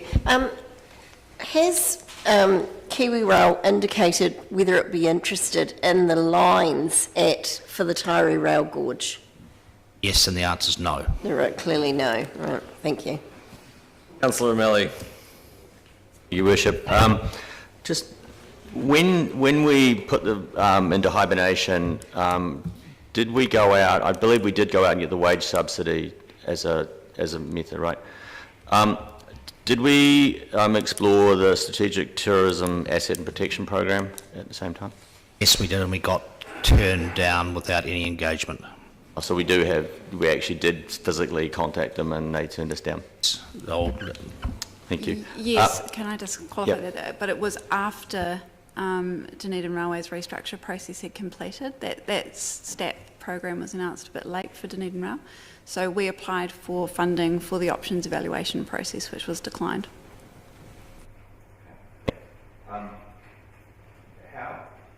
How many carriages were run on the train during the summer Were all 6 that are on the inventory run on every train? How many carriages did we operate? I can't answer that. I can't answer that. I believe it was about 6. I think it was. My question really Most relates. likely it was. Really relates to. I was there when. I mean, I'm aware of the experiment when it was run, and I believe it was run well in terms of what we described, what we were after. But the trains did get sold out, so we hit our upper limit. And I hear Mr. Davis' answer about putting a whole train on. My question really was, were there any carriages available to put on? I think we had that discussion, Councillor, and I think it was a no for whatever reason, whether it's a capacity of carriages or there was a train haulage point of view or a staffing issue around health safety, but I can't answer that here. Okay, but then again, nevertheless, by the time the train rolled out from the station, it was sold out. Thank you. Correct. Part of our forward projections in terms of earnings is what we think we can get out of the rolling stock and what the rolling stock is worth. Were you aware that KiwiRail has in the past leased the DJs for ballast work? Yes, and I need to confirm this, but I believe while Dunedin Railways was hibernated, they expressed interest in that, and it didn't go any further because the DJs couldn't pull the weight of the load that KiwiRail was interested in, so it was explored in hibernation. Okay, because I believe that when they were in 2019, they generated $200,000 worth of lease value. There is some leasing, and so KiwiRail did lease another of Dunedin Railway's vehicle in hibernation, and like I said, I believe they looked into the DJs and it wasn't fit for their needs, but whether there would be future lease revenue from KiwiRail, we'd need to explore further with them. So I think it is relevant to the forward model. And I assume then that between option 3 and option 4, the liabilities of 2.4 million of rolling stock and then 2.8 million of rolling stock is the expected number of journeys you plan on doing. Is that the difference? No, the difference in the at-risk on rolling stock reflects the fact that under option 4 you would have limited choices about what rolling stock you could purchase because they would need to fit through the tunnels on the gorge. Under option 3, if you were just operating on KiwiRail lines, you could choose between a different range of locomotives and carriages, subject to what was on the market at the time. I'll just hold. Councillor Gary. Thank you, Your Worship. This has been covered to some degree, but I just want to be really clear for those who might be watching this. The matter of the maintenance on the line to Middlemarch and putting aside ownership, you've already said that KiwiRail is not interested in purchasing, therefore not interested in maintaining. DCC is responsible at the moment for maintaining. Are there any other, or have we explored any other pots of money potentially for that deferred maintenance? I think I know the answer, but it's somewhat. But I do want to be really clear about that. So can you answer that? We've looked at what publicly accessible pools there would be, but we haven't explored, for example, whether Dunedin City Council were to explore that directly with central government or ministers. So there may be other avenues, but on publicly accessible pools we couldn't find anything suitable. Thank you. I'm going to move that we adjourn for lunch. It would appear that questions haven't come to their natural end in advance of that. And we've been going for close to 3 hours now, so I'll move that we adjourn until 1:15. Seconded, Councillor Gary. All those in favour? Those against? That's agreed. Thank you.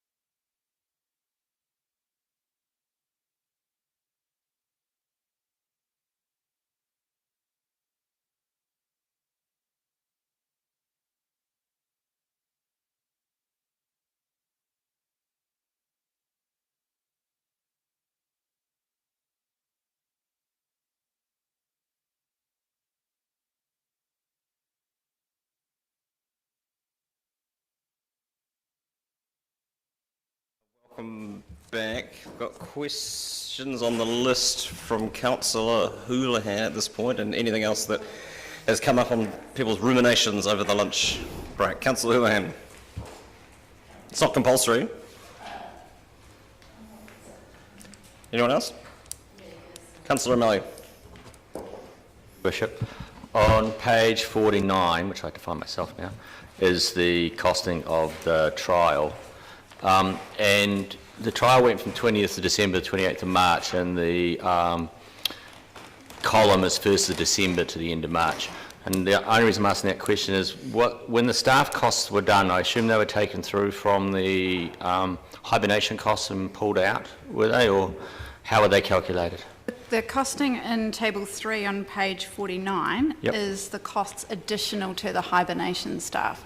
So the staff costs there will be the extra staff that were brought on fixed terms just for the summer promotion. Okay. Yep, and the reason it will stay at 1st December instead of 20th is there would have been some costs in licensing and things. Yeah, no, that's fine. Okay, thank you.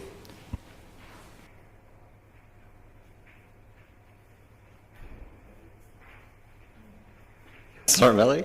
Was the DCC underwrite actually accessed and taken all 50,000, or just the 7,000 to pay for the shortfall? 50,000 has been drawn down because there were some front-end expenses before the revenue started flowing. So we accessed the underwrite quite early in the piece, and then once the final invoices arrive over the next couple of weeks, some of that will be repaid. Okay, so we'll get this table in a more complete form in the next few weeks. Thank you.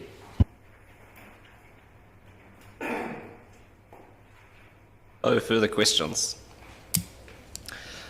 Okay. You can put up the resolution as it currently stands. Make it smaller and or send it round, I guess.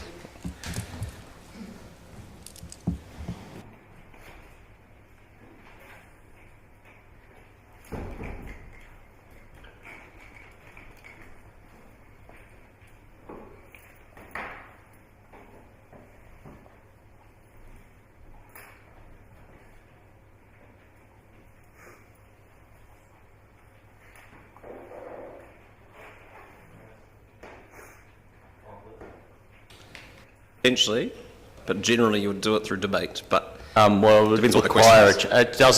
It doesn't look at whether Dunedin Railways would stay, however Dunedin Railways would itself be structured, which was covered in the Q&A as already being in options 3 and option 4. So what I'm wanting to make sure is that if we vote on this, we are also going to have the flexibility to look at that structure as well. My intention in being silent on it is to not exclude that work as part of this. So it certainly doesn't rule out any of those things. It's worded to try and act as a shorthand for options 3 and 4 in their fullness of the paper in a resolution format. So yes, that my understanding is it's not limited in any way. Councillor Vandervis.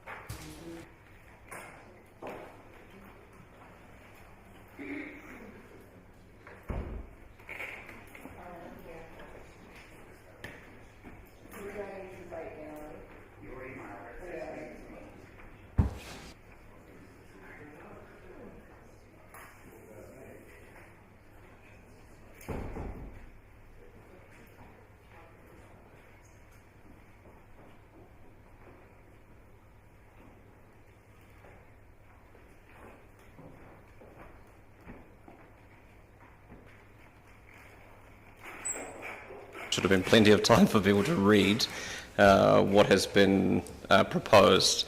Is there a seconder for the motion? Seconded, Councillor Staines, thank you.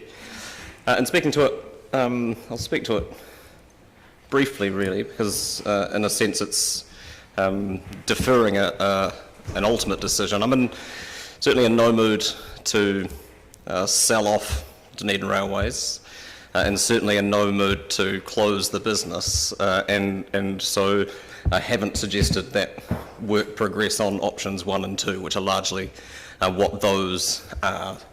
But if you rule those out, I'm less certain around what comes next, and I'm nervous about making a final decision about the future options for Dunedin Railways ahead of the 10-year plan process, or even in parallel to the 10-year plan process that we are currently involved in, because these are significant. This is a significant decision, both financially and strategically, for our community, and there is, as you would expect, significant interest in the community for the future of these assets and these destinations, which is understandable given the history of how it came to be and how it has operated previously, in whatever combination that ends up being. And so I think in order to be able to have a constructive conversation with our community about what comes next, we need to do that through a more thorough and focused consultation, and I would suggest that the next annual plan process is the best time to do that, where it can be highlighted in our consultation document that we've got some options, not so much about what people want to do with them as much as it is how much they are prepared to pay, because the costs are significant in some cases, and I think inserting that into this year's 10-year plan process at this point isn't going to get us the best option. It also buys us time to do more work, to consider the broader strategic implications of this, and that was pointed out in the public forum. It is entirely understandable we asked the holdings company to do a piece of work based on the economic viability of the operating model, and that is what they delivered us. But I think what we now need to do is look at, as has been mentioned, look at considerations around communities' social wellbeing and environmental wellbeing, and whether these can contribute to that. It gives us the time to consider the feasibility of complementary actions and options, which are referenced in the report, and B, supports the request we've had from the Otago Central Rail Trust to access funding to do some feasibility work in parallel to any discussions we might be having around the future use of the Dunedin Railways assets and rail journeys within the city. And if we're not making those decisions until the annual plan process for 22-23, we have the existing, or the coming summer, it feels a long way away now, to look at how we might evolve the current trial, whether we can take up the suggestions that have been made by many people about how we might do things differently, how we can build on the momentum that has obviously been created out in Waitati, so that as opposed to nothing happening between now and us making a more substantive decision. And so I think a paper coming to our meeting in the first week of June that looks at not just a broader discussion around the implications of option 3 and option 4, which personally are the only palatable ones at this point, but also looking at what the costs, the resourcing costs are, given that it is a budget meeting, of maintaining some form of the existing arrangement over the coming summer season, lest we lose the momentum that has certainly been built up through that process, and it gives our community time to be able to and be involved in making what is, as I've said, a significant decision about a significant community asset in Dunedin Railways in the city. And I would invite further speakers, Councillor Houlihan. Thank you. Yes, it is you're correct, and I will be supporting this motion. It is a very hard decision for this council to make, because, of course, any decision will possibly affect our budgets, and nobody wants to see rates increase more. There's already complaints about that.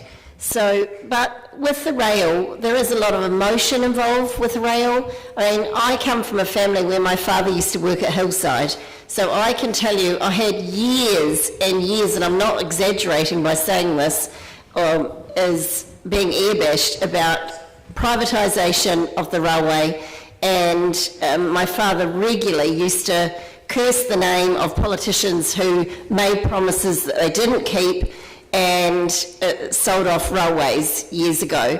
And then the name Faye Ridgewhite was mentioned quite a few times in our family as well. I have had years of it, honestly, in airbashing. And so, but my heart is, for rail. If it's able to be saved, that would be my hope. But obviously, there's a whole lot of other things that have to happen with that, and that's why I think this feasibility study is a great option. Gives us time to look at the whole picture, because what we didn't hear a lot of today is around the opportunities we could see with a cycle trail in combination with this, or how that could work, because Councillor Elder has been putting a lot of work into this, and at this time I just want to thank her for all the work she's done on looking into that, because if we had a cycle trail that connected from the end of the rail trail, then ending in Dunedin, what a tourism opportunity that could be for our city. But what we do need to be very aware of is that the Tyree Gorge rail trail and the rail trip on the train is a world-class tourism product now, and to be fair, I don't think it's been marketed in the past very well, and I'm sorry for people if they feel I'm being unfair there, but I think we could have done a lot better on the marketing, and I think we would have seen better numbers. But obviously no council, no country, anyone could predict COVID happening the way it has and what has happened. So I think this gives us time to get more information, and I think that's a really positive thing. Thank you for this motion. Thank you, Councillor Barker. Thank you, Worship. Tourism is my area of expertise with 35 plus years experience, and I worked closely with the Tyree Gorge team over this time as I ran for most of that tourism experience. Before we had an RTO and before anybody did any city marketing, I ventured past Dunedin's on doors, on sales calls, I would pound the pavements and knock on travel agents' doors, pitching Dunedin and our key attractions, including the train. We formed a collaborative marketing group, Dunedin's Foremost Attractions, all tourism award, wholesale attractions, and cross-promoted each other's attractions. My background as an operator and as a business advisor means I have a strong insight into the visitor industry and the impact that Dunedin Railways have on Dunedin's status as the heritage capital of New Zealand city brand and visitation, and that's why I was asking some questions around who was consulted around this, because there is a lot of tourism expertise in the city, and I didn't really hear that that was part of this paper. Keeping the train is a no-brainer. We know our community wants us to keep it. We've heard that very strongly, and I totally support it for the following reasons. I've mentioned that it's an iconic city asset and should be used. We've invested 34 years of council time, councillors on the board, millions of dollars in funding, marketing to support the Tyree Gorge Railway since 1987. And it was hosting, I think in 2019 I had that figure of over 100,000 people. It also made a profit 10 out of the 13 last years. In the 1980s, volunteers raised $2 million in a Save the Train campaign, so we do have an obligation to our community to respect that. We certainly need to keep our iconic attractions for when the economy bounces back post-COVID to be a compelling destination for visitors. It's very concerning when we look at, we've lost Cadbury's, Penguin Place is up for sale. There's a number of concerns about how we're actually going to have product to make us still the heritage and wildlife capital in the future. I think there is stat money being put towards product development, so one of the things that Enterprise Dunedin is looking at product development, but we already have an amazing product, which is the train, and it's uniquely Dunedin and plays to our strengths.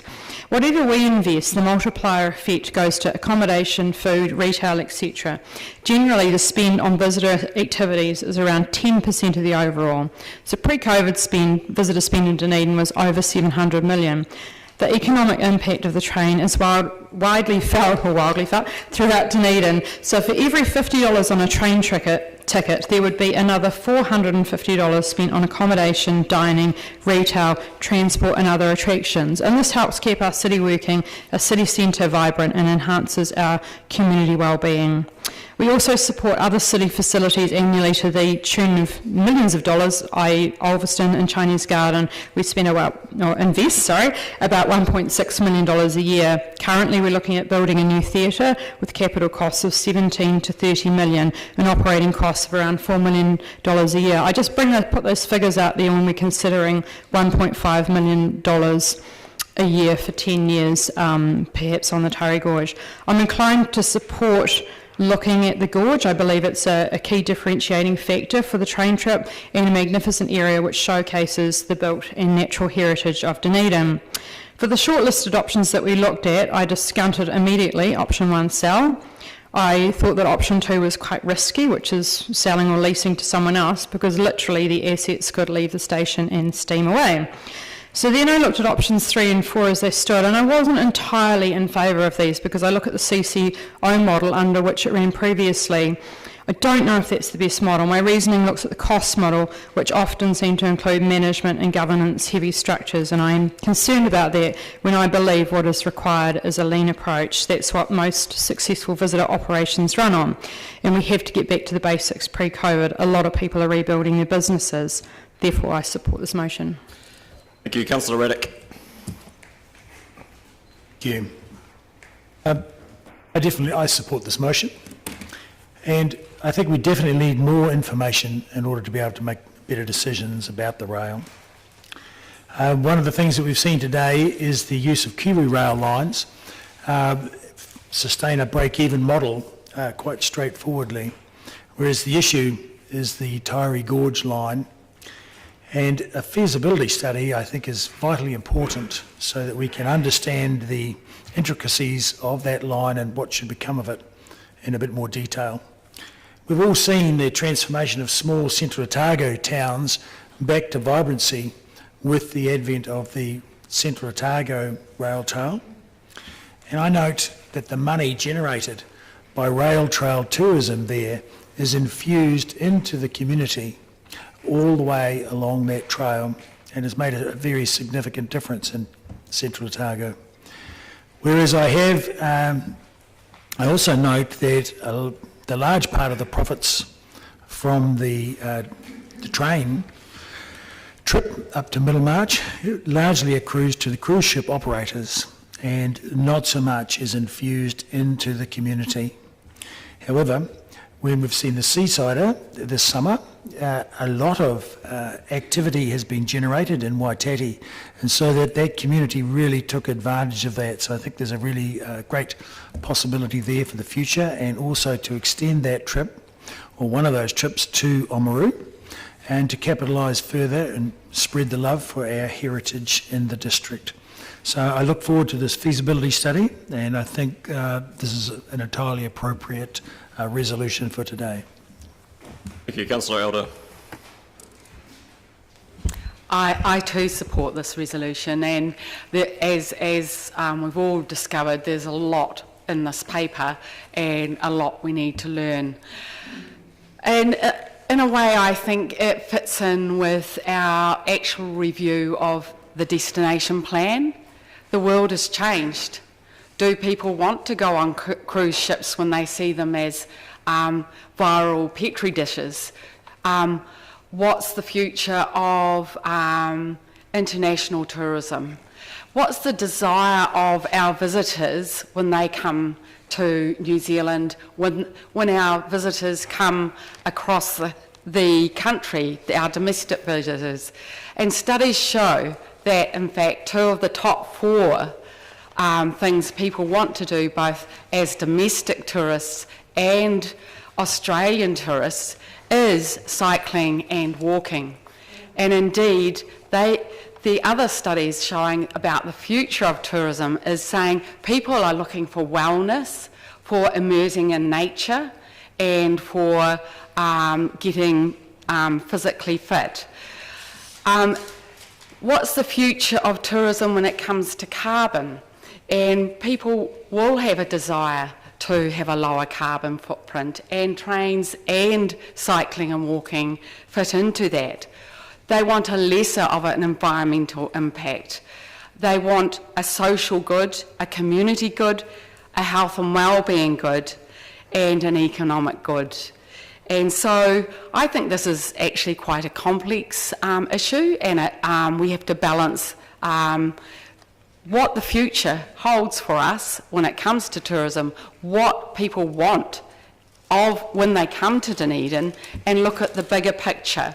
And so that's why I think a feasibility study into the Otago Rail Trust is a really important part of the picture, but also the Seasider has proven to be a really invigorating exercise when it comes to Waitati, and I can see potential for further trips, Port Chalmers, etc. So I think we need an open mind, but we also need more information, and that gives us that.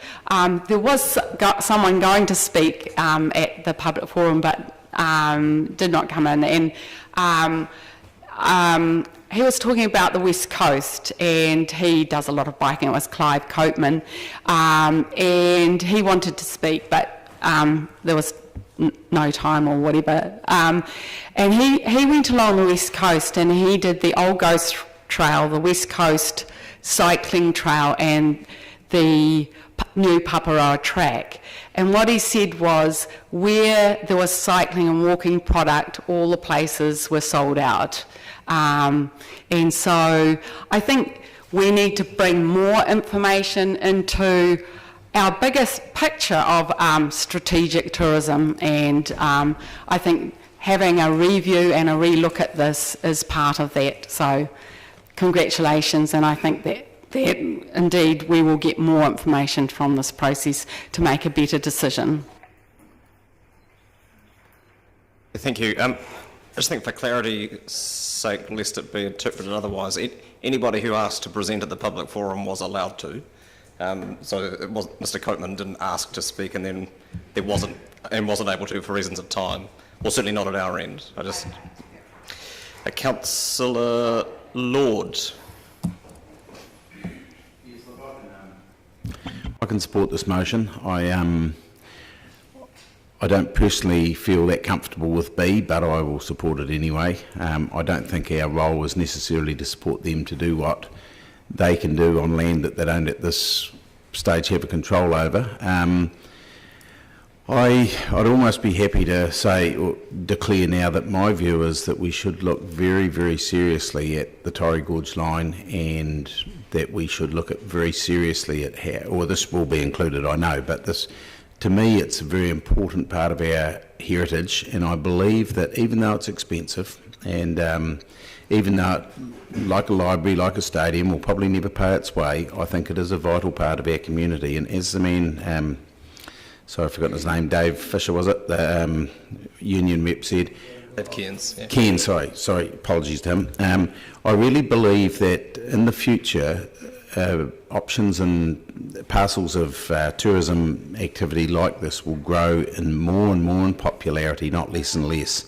I know the line is problematic, and I noted what Councillor Barker said about 10 years there have been profits, but I think that needs to be taken in with what Mr. Cooper said, that actually the only way it made a profit was because it was neglecting its infrastructure. And I believe that if we were to task Mr. Davey or anyone else to run this network now on a similar basis to what it's been run, it would be very, very hard to get profits to drop out the bottom, just like if you were trying to run a library on a user pays option, or a museum on a user pays option, or a pool on a user pays option. So I think I can almost guarantee that what the report will come back and say, well, we've got two choices. We either reject the Middlemarch line, or we put some capital in it ourselves, because we can't handicap someone and ask them to run the service and make a profit when it's just simply not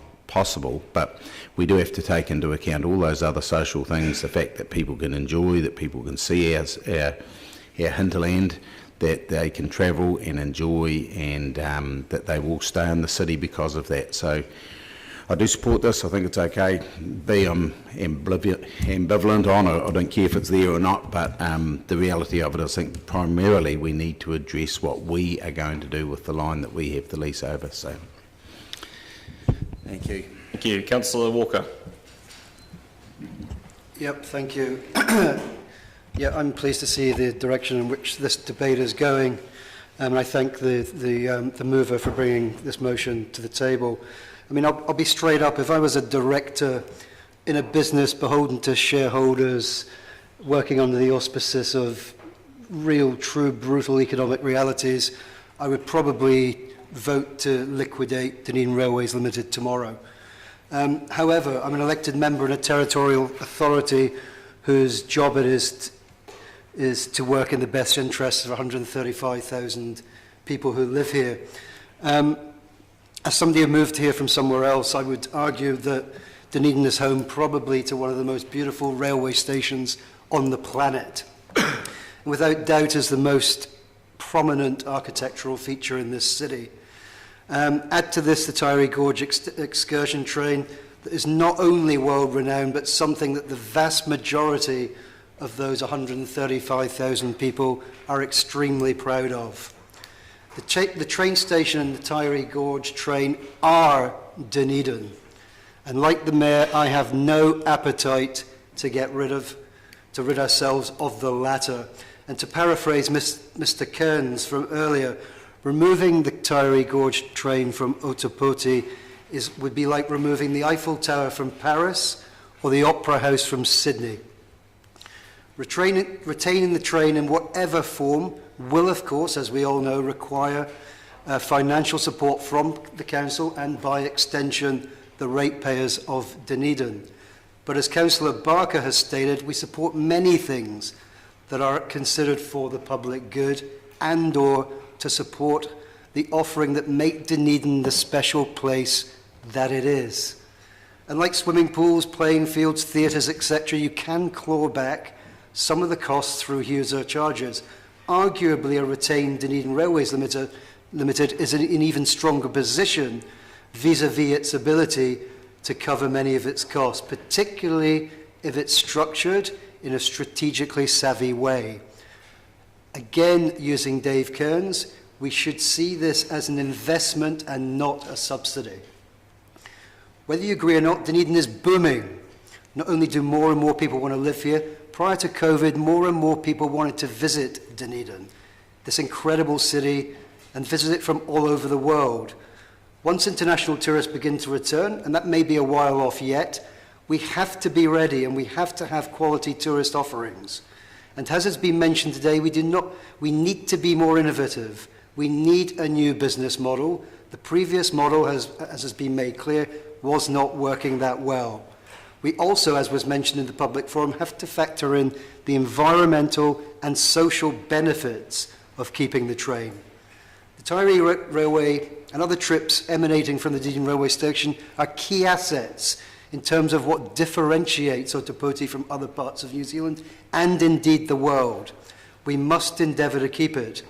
And in case Dunedinites we have forgotten about how wonderful the Tyree Gorge is, I'll remind you by reading a few random posts from our friends over at TripAdvisor, all posted from international visitors. They speak volumes. The first one: the scenery was breathtaking, with viaducts and bridges over deep gorges. I took hundreds and hundreds of pictures. The entire experience was fabulous. And another: the views were spectacular, the commentary was friendly and warm, and the beautiful Dunedin Railway Station was a joy to behold. And another: the staff are super, super friendly, and they do all they can to ensure you have a great trip. And finally, wow, what a fantastic day. We took the train from Port Chalmers to Pukerangi and back. The scenery and train line were out of this world. What was as impressive were also the volunteers. And this goes on and on. We also have a number of submitters today who thankfully reminded us why we need to keep this asset, whether for historical reasons, economic development reasons or tourist reasons. Thanks for them to coming along and thanks for the passion. We can't do this. We have something truly tremendous here, and I doubt there are many in this city who don't want us to retain our crown jewels. To do otherwise would be madness. We are a proud, progressive, growing city, not a dying one, and that's why I support the option in front of us, and I look very much forward to further staff analysis of the financial and strategic implications of retaining the train. Perfect timing. Look at that. Anyone would think you'd been practising in the break, Councillor. Councillor Wiley. Thank you. I also want to thank those that came along and submitted. Personally, I can really vouch for the ice creams in Waititi. They're pretty tasty. So well done to them and good luck for their business. So yes, I'll support this. I see this as a good next step. I believe having a tourist train is an asset to our city. It is a key part of our tourism assets. And like some of our leading attraction, it increases bed nights, it creates jobs, and it increases the tourism spend around our city. Everybody benefits. I do see a more dynamic future for a tourist train service, so I look forward to seeing what the future that this work presents. Thank you. Councillor Gary. Thank you, Your Worship. My thanks to the movers, to colleagues, in particular Councillor O'Malley, who sat on the advisory group, the reference group, to staff who've worked on this and others, consultants who've been involved in the report, and most especially to the community who supported the trial. The community came out in large numbers, but it's the engagement that I have been impressed by. The people have come up to me in the supermarket randomly and started talking about the train. I think this is a smart move for us. I think the council made a very wise decision, and I think we should pat ourselves on the back for that in hibernating, and we were very clear we were hibernating the train briefly, not mothballing it. We made a good decision then to give us time, and we need a bit more time now to make a good decision. And we need to buy ourselves some time because we're in the middle of COVID recovery, and we don't know yet what shape the visitor industry is going to take when it comes back. It also allows us that opportunity to do that feasibility work that's mentioned in B. And another conversation I had in the days leading up to this debate was the expectation there would be more opportunity for the community to give feedback, and this allows that as well. And also to connect the community with the reality. It's all very well to say we want the train to be retained, but we need our community to understand the financial implications of that, because you can't divorce the two. Volunteers are an important part, but that requires management. And I was very interested, Councillor Barker mentioned Save the Train and the sort of genesis of the Torrey Gorge train. I had an interesting conversation with my builder this morning as I left home. He reminded me that when he was an apprentice, he worked on the vintage carriages. They were seconded to go and work on that. So there's been a lot of people in our community who have an engagement from a long time ago. And that's something to be mindful of.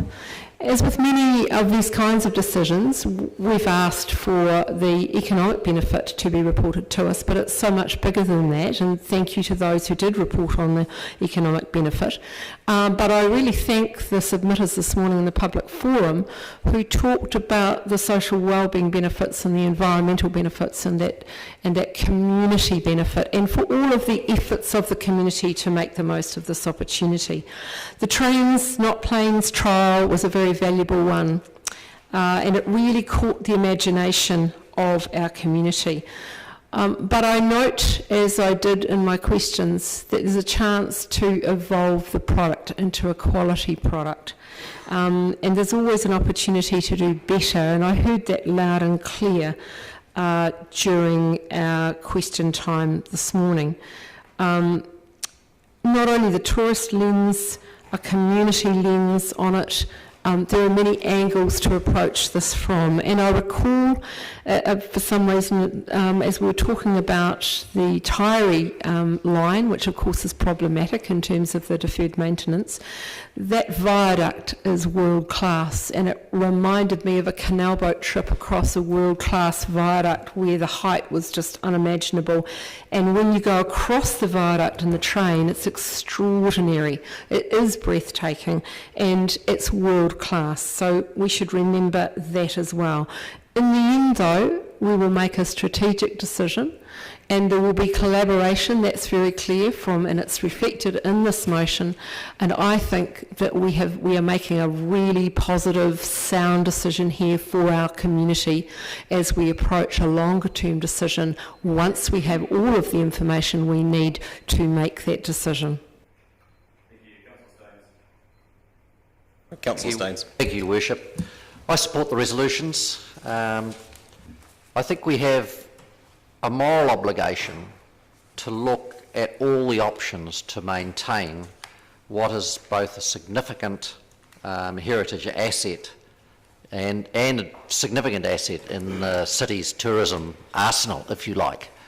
This is a strategic asset.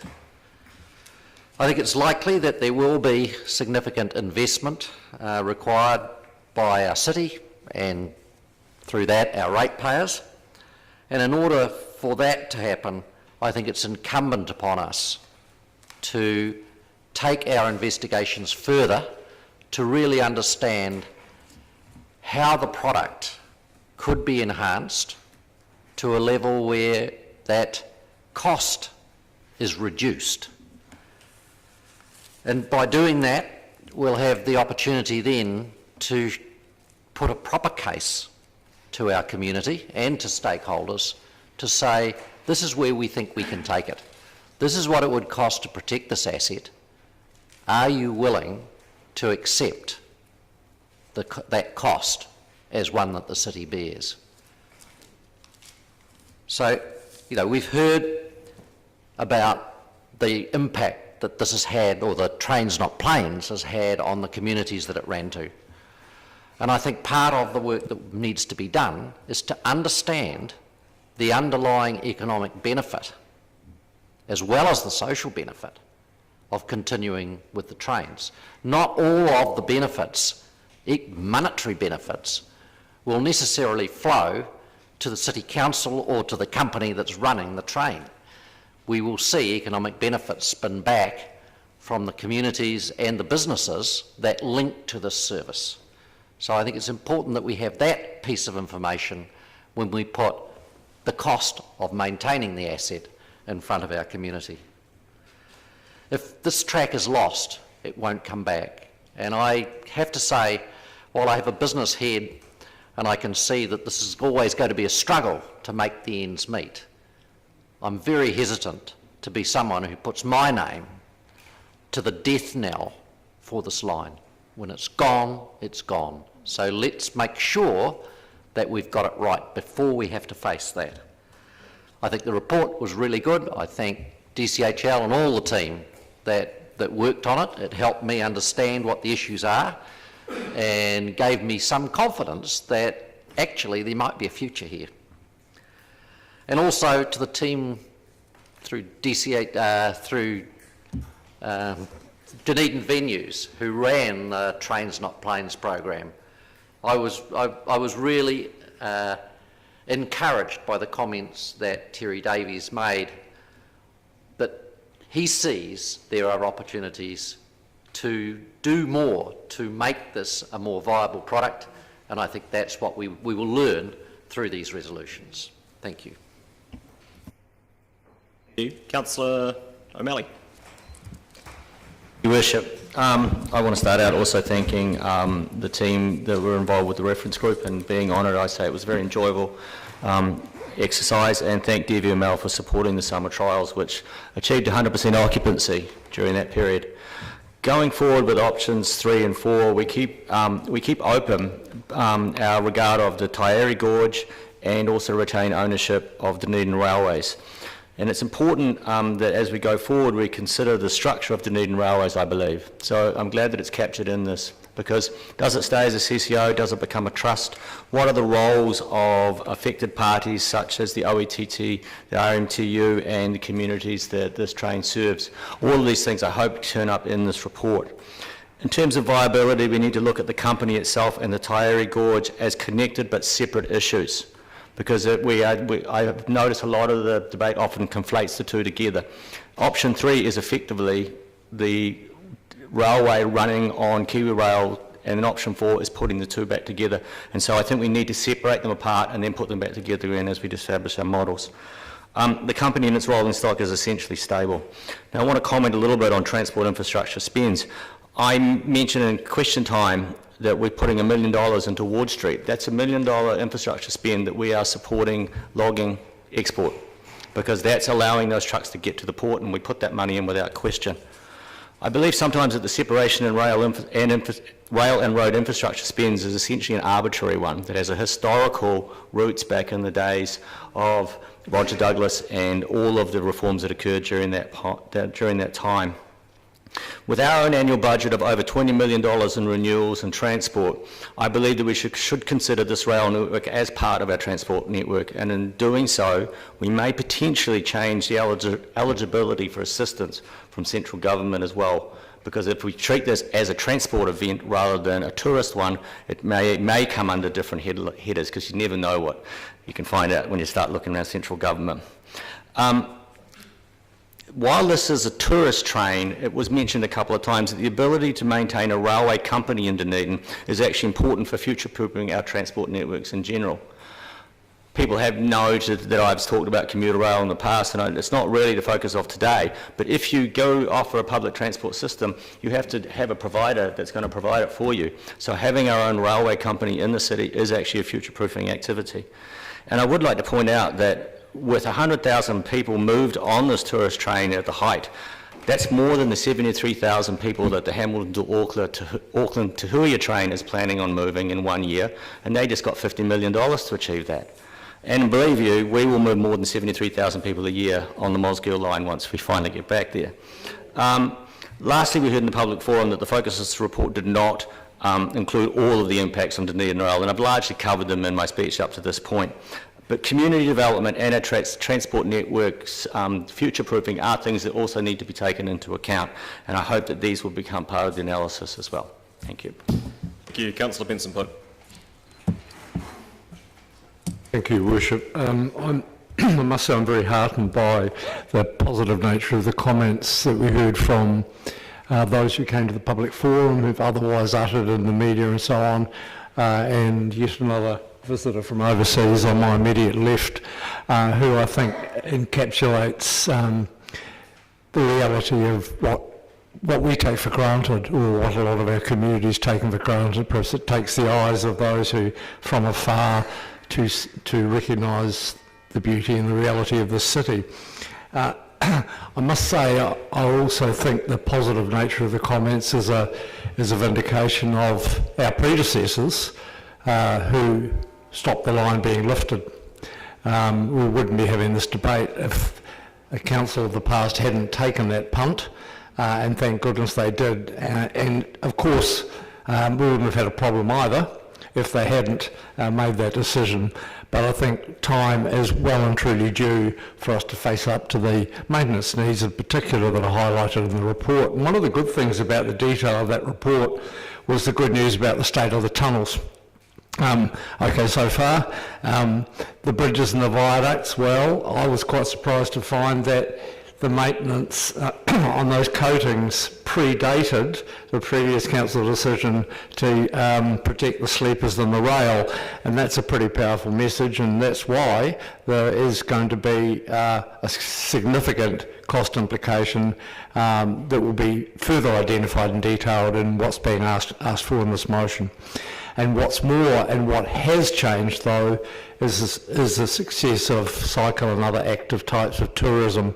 And clearly there is great potential for the synergies with the cycling networks in central Otago to link with in whatever configuration, literally alongside in some cases, but in many other ways with whatever operation may end up running on the track. Councillor Vandervis.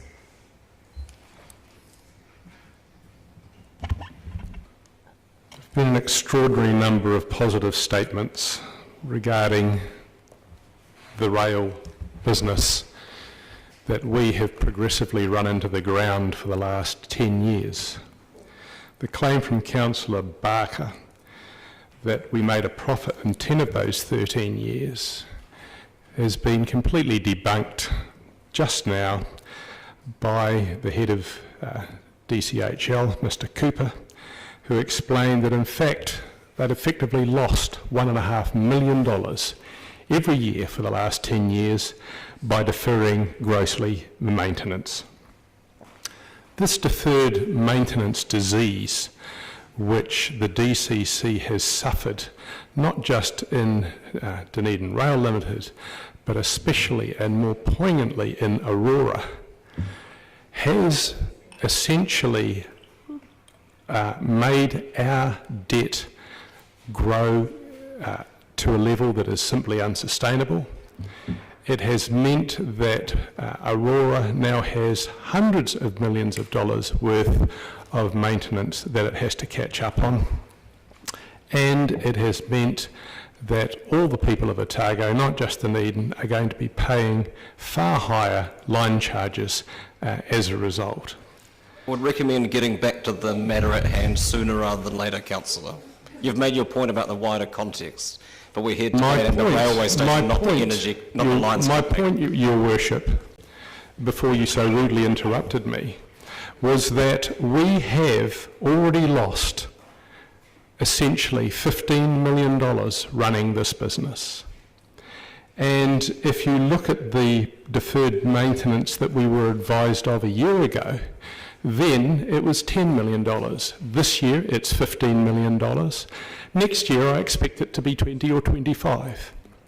The fact is that we have not had the ability to run an effective train business, just as we have not had the ability to run an effective lines company. City councils are far too arm's length and far too lacking in knowledge to be able to run these specialist kind of enterprises. We will continue, I believe, as Mr. Hawkins has said, to buy ourselves more time to do more work. We have already wasted $1 million buying the last year of time in which work could have been done, and that $1 million has basically got us nothing but bought us some more time. It's cost us $1 million.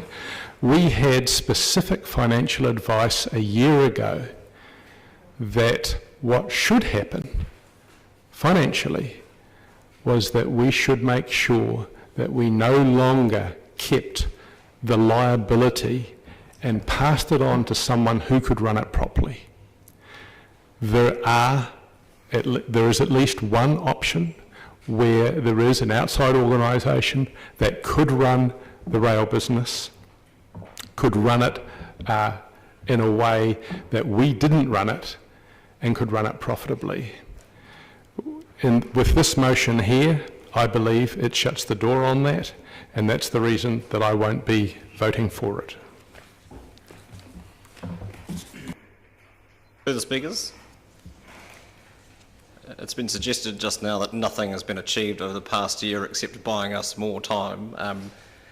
That certainly wasn't what I heard in the 45 minutes that we spent after 10 o'clock this morning at the public forum as a procession of people came and talked to us about how valuable it has been for them and for their communities, and giving us fairly useful information about what we might want to do with these assets. And it's a shame that those messages, frequent as they were to my left, weren't universally heard around the table. Councillor Gary has made reference to the decision that, and others have made reference to the decision that we took a year ago or thereabouts about what to do with Dunedin Railways and what was a fairly uncertain environment for tourism. And that was an incredibly difficult decision. to have to make. Facebook is good at a few things. One of them is avoiding paying tax. Another one is reminding us of where we were a year ago, 5 years ago, 13 years ago, which can be quite depressing from an aesthetic point of view. But, you know, it's been interesting watching the COVID response play out again in real time as we learnt what was going on and what was in front of us and how we would adapt and how we could support our communities and what the implications were for our social and economic well-being.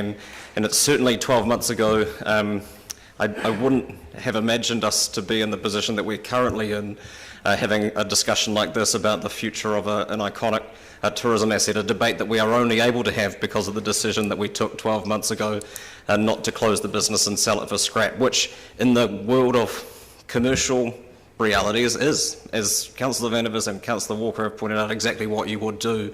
But that's not the purpose of Dunedin Railways, and it's not the purpose of the City Council to make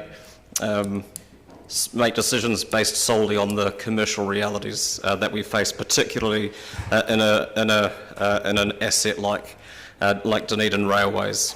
So where I see this heading effectively is it gives us the opportunity to have one more season to test the local market, to see whether that loyalty to the product is something that can be sustained by local or domestic visitors. We will have, all things going to plan, some degree of trans-Tasman tourism business. I'm sure I'm not the only one. There's friends and family looking forward to coming back, preferably over the summer months, for those of them in sunnier climates.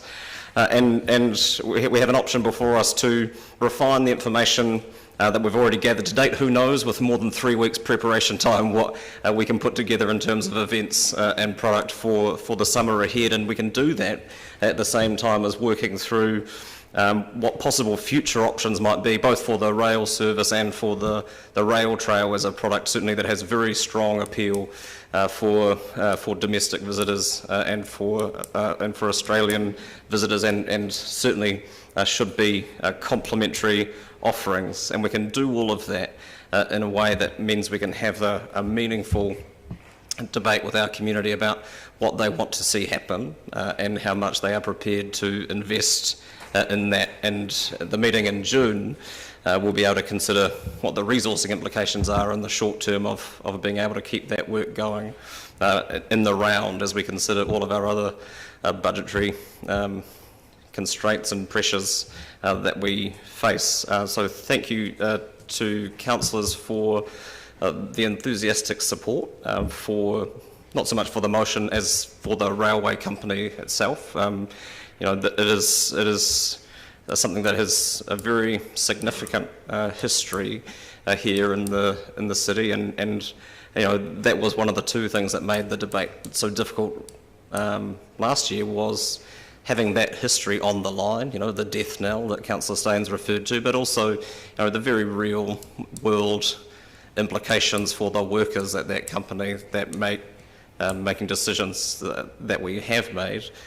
Even though they're not as bad as they could be, it was still hard, and I want to acknowledge both the workers and the RMTU for their ongoing efforts to get the best possible outcome for this industry, both in the short and long term in the city. And I will take the vote by division. Councillor Barker. Aye. Councillor Benson Pope. Councillor Elder. Yes. Councillor Gary. Aye. Councillor Hall. Councillor Houlihan. Aye. Councillor Lefiso. Aye. Councillor Lord. Aye. Councillor O'Malley. Aye. Councillor Raddick. Aye. Councillor Staines. Aye. Councillor Vandervis. No. Councillor Walker. Aye. Councillor Wiley. Yes. Your Worship. Aye. Carried 14-1.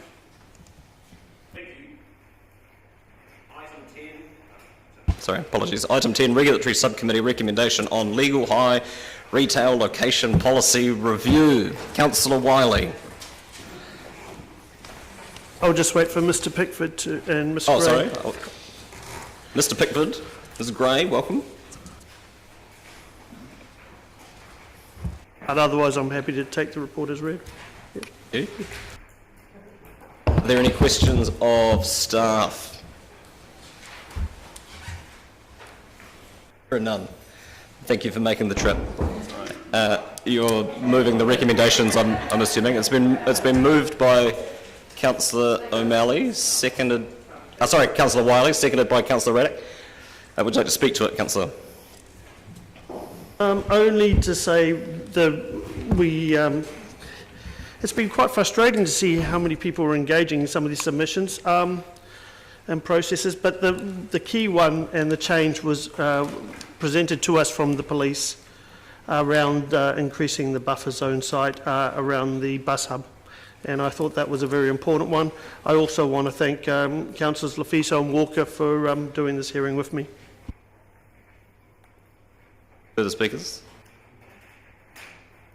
I think it's reasonably understandable, I think, the lack of engagement in this particular process, given that it exists for no purpose at all currently. It's a framework that we have to have by statute to manage a product that doesn't exist in the market, and as such have to continually review that. So while I think that the changes made around the mapping apropos of the bus hub are entirely sensible, it is still entirely hypothetical around whether that will ever be necessary. And while I can't imagine it working its way to the top of anybody's legislative reform priorities, it would be helpful if central government would stop giving us things to do that serve no practical purpose in the interests of our communities.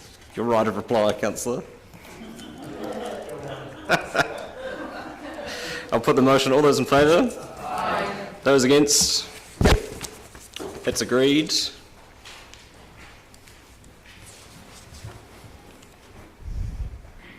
Mr Pickford is available if required, it says on my notes, but seems true enough. Ms Gray, welcome. Are there any questions of staff? Councillor Wiley. Thank you. The questions I have are around the whether a site can be moved. Is it only because of fire and natural disaster? Yes, that's correct. Okay.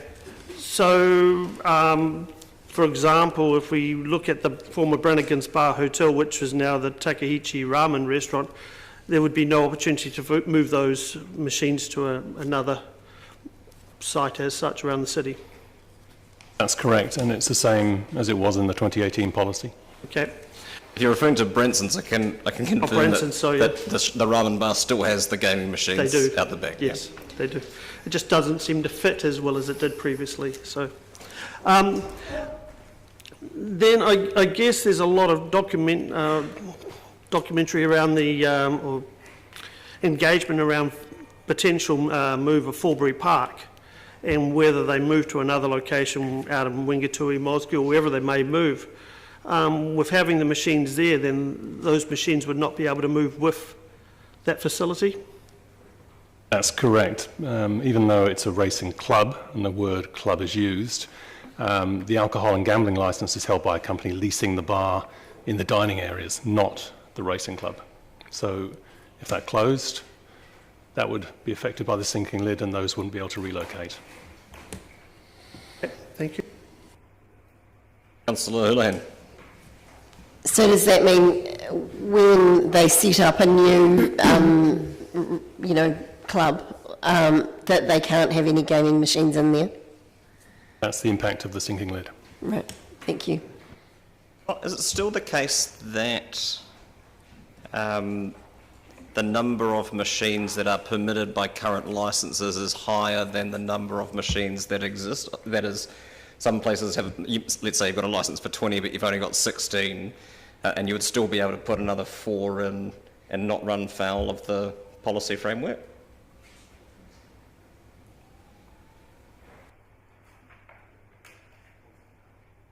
So the Gambling Act says that there's a limit to the number of gaming machines. The limit is 9 unless your licence was issued before October 2001, in which case it's 18, the limit. So in practice there may be, so they have up to that limit, but they may only have half of that on the actual floor itself within the premise, but they actually have the ability to flex up if they so choose, because that's as of right. And there's not isn't affected by the sinking lid policy. Eh? No, that's right. It's within their legal right to do so. Councillor Raddick. So further to the earlier question about wobblies, for instance, if that bar relocated itself to another place with the same name, would they be able to take the pokies with them? No, that's the effect of the sinking lid. Thank you. Councillor Gary. Oh. Councillor Houlihan. Councillor Wiley. Do we have any, is it me? Okay. Do we have any idea of how much money was donated to sports clubs and things from, or is currently donated from the generation of gambling at Forbury Park at the moment? Because I'd imagine they're a reasonably large site. We won't have the information for Forbury Park specifically. I mean, the report does talk to the fact that proceeds from Class 4 venues has remained reasonably static, even though numbers have been dropping. But I don't think we have that, do we? And sorry, we don't have that specific answer to your question. If people wanted to change the way that, you know, a lot of sports clubs particularly, but other organisations as well, get funding through this process, how would they go about, how is that process, how would they do that? Because it does seem sad that clubs have to rely on gambling money to get funds. I think that's a little bit outside the scope of what's in front of us today. It was traversed during the hearings. I'm not sure whether the chair would like to speak to that. Yes, it was, and that's why we've got the C in the recommendations, because that message came through very loud and clear that some organisations do depend quite widely on the source of funding. Thanks. I think at this point it'll be tidier if we have questions of staff and we can deal with questions of the process itself, if you like, through debate. So are there any other questions for Mr. Pickford or Ms. Gray? Councillor Wiley. Thank you. Just looking at how some of this has been written up in paragraph 25 and on page 120, there is a social disconnection between the source of community funds from gambling proceeds and the community benefits for which these provide. Can I have some commentary around that comment? It doesn't make a lot of sense to me. That's probably a question to the chair. We can deal with it in debate. Yeah. Perfect. There appears to be disproportionate amount of gambling proceeds going to male-orientated sports organisations. Again, I find that an interesting commentary. Was there? We can deal with this through debate, Councillor. Through the chair. Okay. Yeah. Okay. Thank you. That's it. Any other questions of staff? They're already leaving, so no. That's fine. I have a question that's not for you, don't panic. Around process, who approves the minutes of these hearings?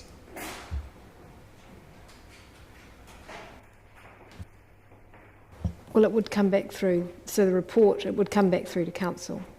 So at some point the minutes for this will come for approval? The minutes, I think, are attached to, yeah, the minutes are attached, but we haven't got a recommendation.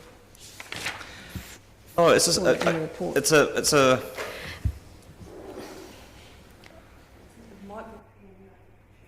I've got a correction to make to the minutes. I want to know when. There is issue in whether or not the minutes should go through to planning and environment before the report comes through to council, but ultimately council makes it's really not substantive. It's just in the resolution itself it uses, or in the way that it is presented in here, it uses subcommittee and council interchangeably when council obviously hasn't voted on anything. It was the subcommittee that voted on it. I just want to know, just want to flag that, and we can change that in due course. I'll look at the process in due course. Great, thank you. Councillor Gary, Councillor Vandervis? I was just going to suggest that in answer to your actual question, would it not be the chair of the subcommittee that actually signs off the minutes.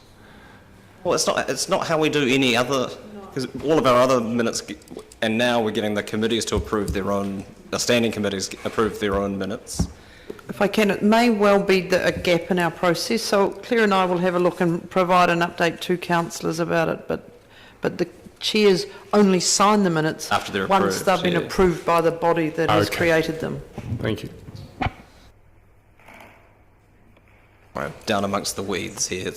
You're moving the recommendations. I see Yeah, moved by Councillor Gary, seconded Councillor Lawfisel. Would you like to speak to it, Councillor? I would. I thought it would be helpful just to outline the Gambling Act requirements for colleagues who weren't so intimately involved in this, and that is around controlling the growth of gambling and preventing and minimising harm caused by gambling. So the scope of this review was simply the Class 4 gaming machines known as pokies, and there was also a racing aspect which was really around tweaking the policy in relation to a review of the Act in that area. So the recommendation it speaks to retaining the sinking lid policy that Council already has. And just to explain the club and the relocation aspects, we noted that the club clause in here was actually redundant for Dunedin, and that's why we sought to make the policy a little sharper by removing that redundant clause, because there were no clubs that met the definition under this particular policy. And secondly, to ensure we weren't looking to change the relocation aspect, but simply to ensure that the wording was unambiguous. We felt there was a slight ambiguity in the wording. So we took a lot of trouble to take our time. We took an adjournment to get that wording right, so that when staff are interpreting the policy, it's much sharper and clear as to what Council is asking them to do. Some of the key points, and you'll appreciate that for the community organisations which involved both sporting, well, it was actually mostly sporting in terms of the submissions,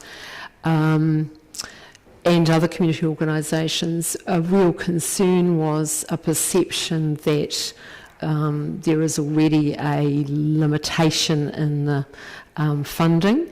One of the aspects that came out of it was that funding, in fact, spend on the pokies has not changed. It's the same, even though the sinking lid means there's fewer machines, so that was interesting. And also the reliance of some community groups, and this was, as you'll expect, a real concern amongst groups. So that's why we brought in, we're recommending C. We heard from organisations that deal with the social harm, and the comments around the disconnection came out of that. The comments, just to answer Councillor Wiley's question around the male-orientated sports, came from the Gaming Association's presentation to us in terms of their statistics.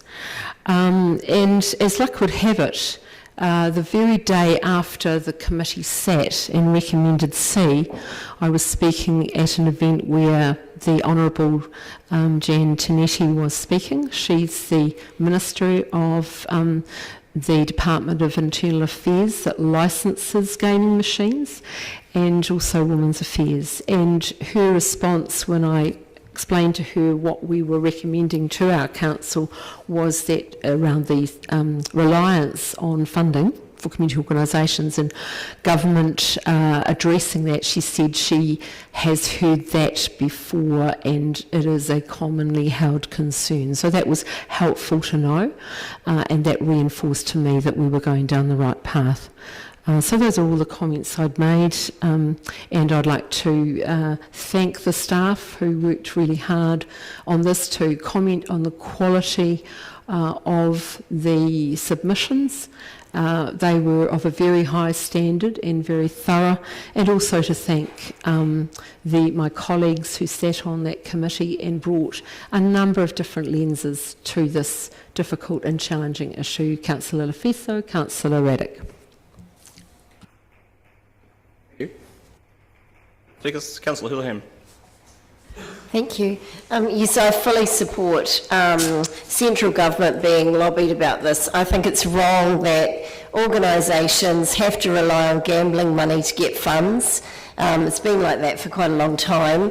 When I lived in Invercargill for a short time, the Invercargill Licensing Trust used to provide a lot of funding, mainly for rugby, to be fair, at that time. But, however, I have to say I've seen a complete change in that trust, where they actually have provided whiteboards for schools, tablets for schools, and stadiums, and they've really changed the way they fund. They've also funded the free fees for SIT, which completely changed the whole psyche of Invercargill, I would say, actually. So I have seen the good that can come out of that money, but of course I agree that it comes with the awful thing of encouraging gambling, and gambling is a terrible addiction. If you've got a gambling problem, seek help. There's an 0800 number I'm sure you could call.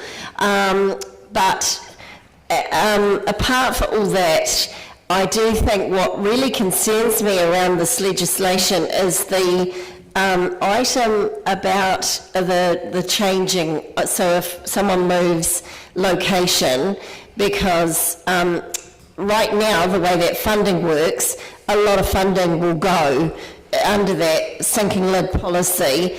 If we see when Forbury Park moves, that was a really good example that Councillor Wiley raised, because I would imagine if we heard the figures, there'd be quite a lot of funding go to sports organisations from those particular machines. And if this is correct, which we've told it is, that money will be gone and no longer available to sports organisations, and it's the sports groups that'll miss out. So, yeah, not good. Thank you. Further speakers, Councillor Raddick.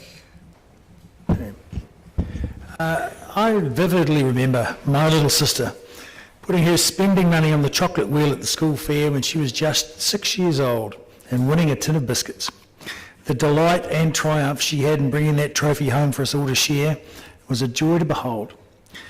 I didn't mind eating the biscuits either, but I've forgotten the taste, but I'll never forget her smile. Human beings love games of chance, and from an early age we roll the dice at board games, we pick a number at tombolas, we choose mystery envelopes, we buy lotto tickets, and we wait with bated breath when we hit the button on a fruit machine. Intermittent reinforcement is well known as the most effective form of psychological encouragement. Gambling is a source of human fun, but unfortunately some people become addicted. They become problem gamblers, but should that mean that everyone else be denied the pleasure of chance? People simply won't be denied.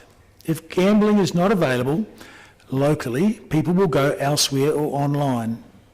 If gambling is prohibited, they turn to illegal forms. It is a far better thing that gambling is kept local and well controlled to keep people safe and minimise harm.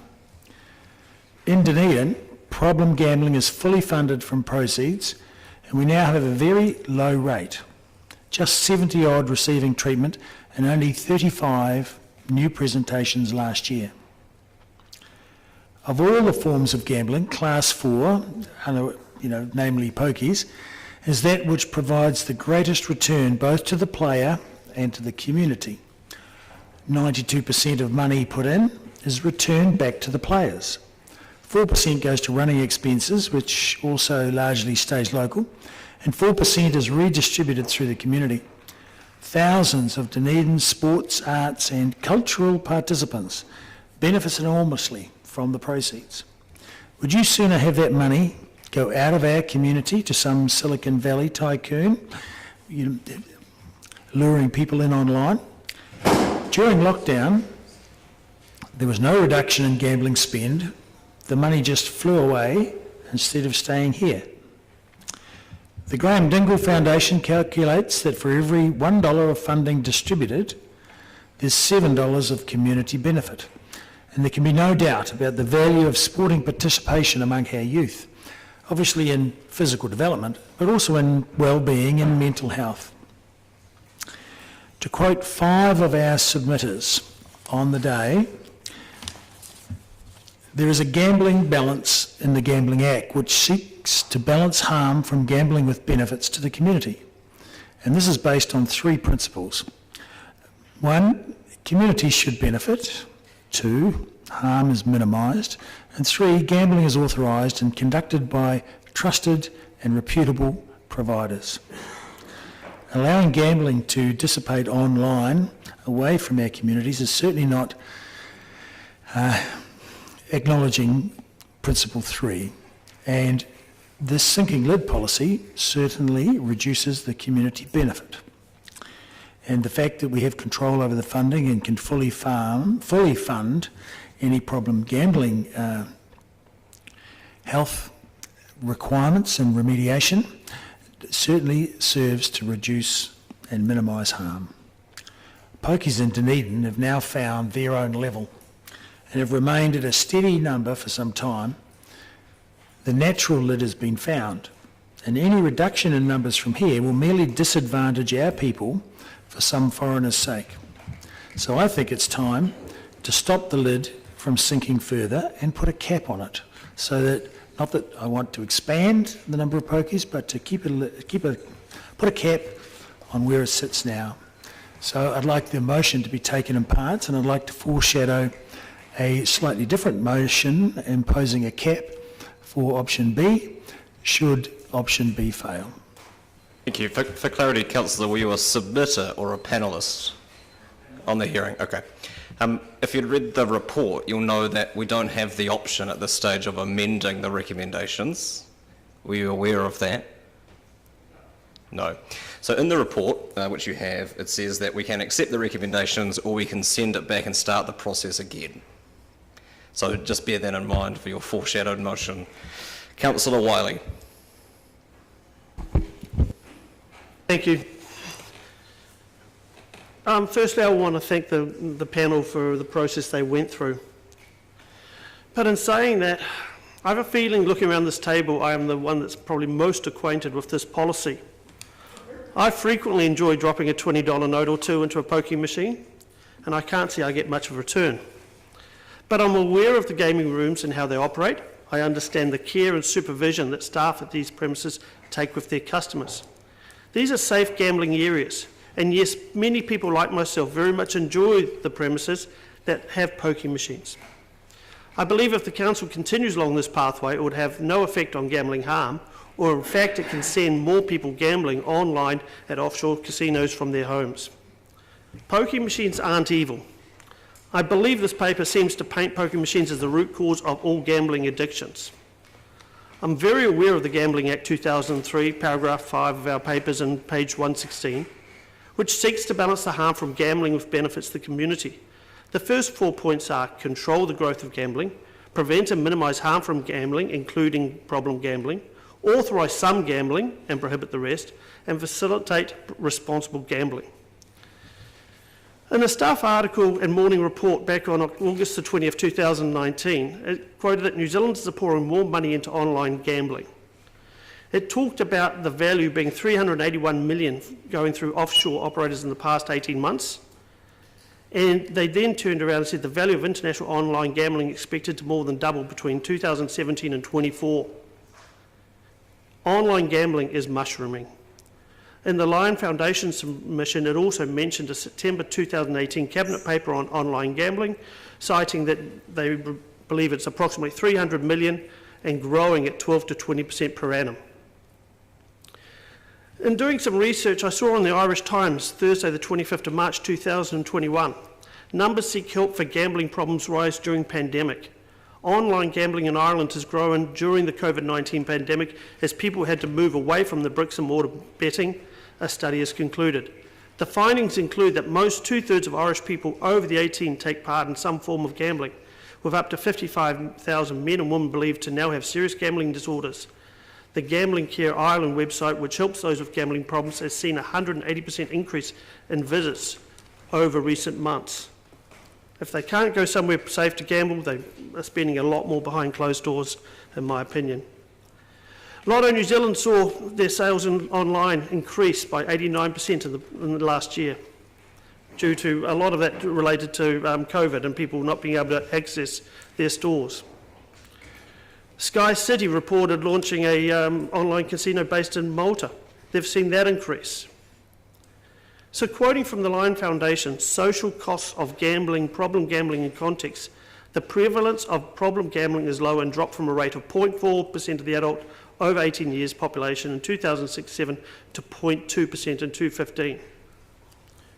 I then went through some of the submissions, and at a community level I noted Cameron Burrows' Sinclair Surf Life Saving submission stated, without Class 4 gambling, we would be facing a 20 to 40% reduction in income that would be able to offset by other income sources due to these avenues drying up.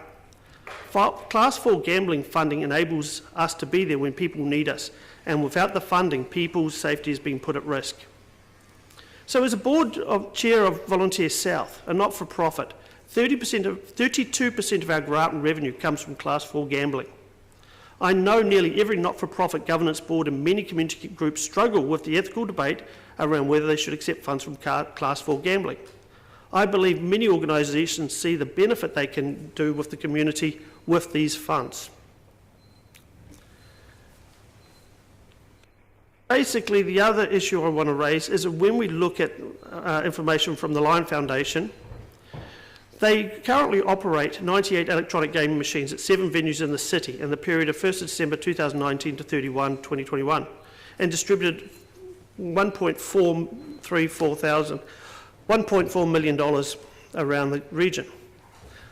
But the key thing that I looked at was when we started looking at the relocation, some of the issues were raised was that basically we're hamstring venues from moving into another building should their current building be earthquake prone or dangerous building, enabling venues to move to new refurbished premises, creating fairness in cases of Public Works Act or lease termination, and preventing landlords demanding unreasonable rents. I'm sorry I can't support the recommendations, but yes, I totally appreciate that problem gambling is an issue. But I think I'm winding up, yeah. The motion is, I totally understand that problem gambling is an issue, but if the momentum this council is taking continues, then I see problem gambling increases as punters spend more time gambling online from their couches at home. This motion does not minimise the harm, but I believe it actually increases the opportunity for it. Councillor Lofiso. Tēnā koe, Your Worship. I'd just like to record my thanks to the submitters, both of those who appeared before the panel and those who wrote in submissions. And I would also like to record my thanks to the staff and colleagues. For me, it's not about minimising, it's not about problem gambling being an issue, it's problem gambling being the issue. And for me, the major things that came across to me for people speaking in favour of retaining the sinking lid policy was that for every problem gambler, there are 7 other people affected. And yes, it's sad that we have to conflate gambling income with the support of community groups, hence, as Councillor Gary said, Clause C of this resolution, because we cannot continue to argue only on economic benefits and gains, because if we continue with that, for a better word, I mean capitalist model that we've been all living under and labouring within, there's always going to be winners and losers. And right now, for me, when I listened, I did have great sympathy. I listened, I believe, with an open mind, not an empty mind, and I was aware of the reason that we have retained the 2018 policy until now, and we're reviewing it.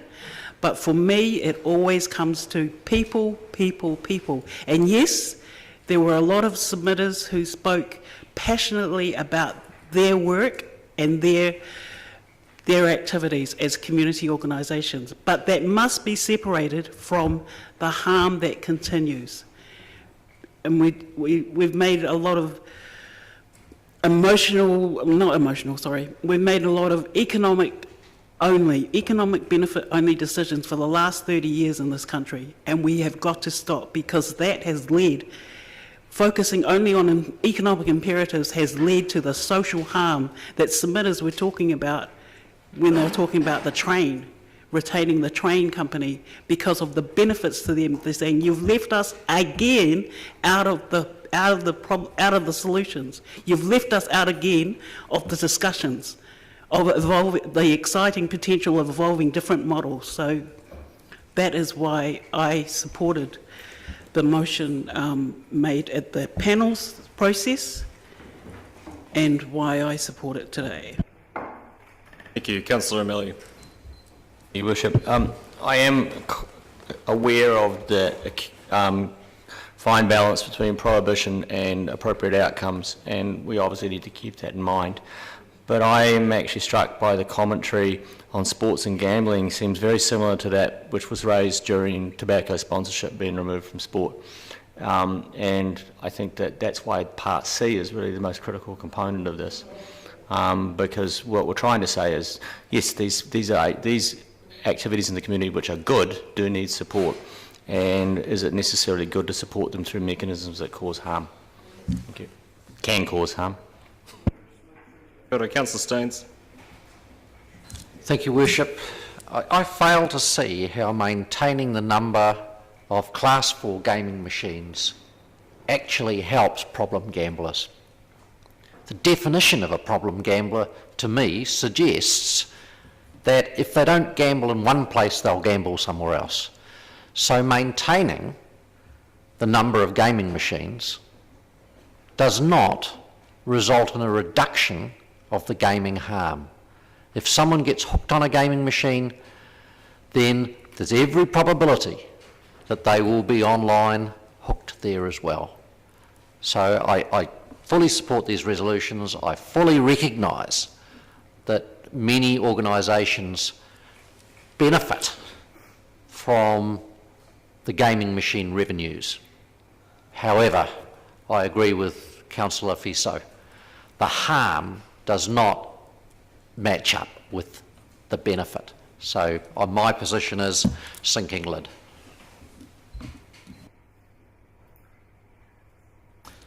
For my part, I can't decide what is more remarkable between Councillor Raddick's false equivalence between the psychological manipulation of a pokie machine and the humble chocolate wheel, or the chair of the bylaws subcommittee delegating the task of reviewing this policy to a group of elected members and then turning up and so vociferously arguing against their recommendations. Both of those things are extraordinary to me.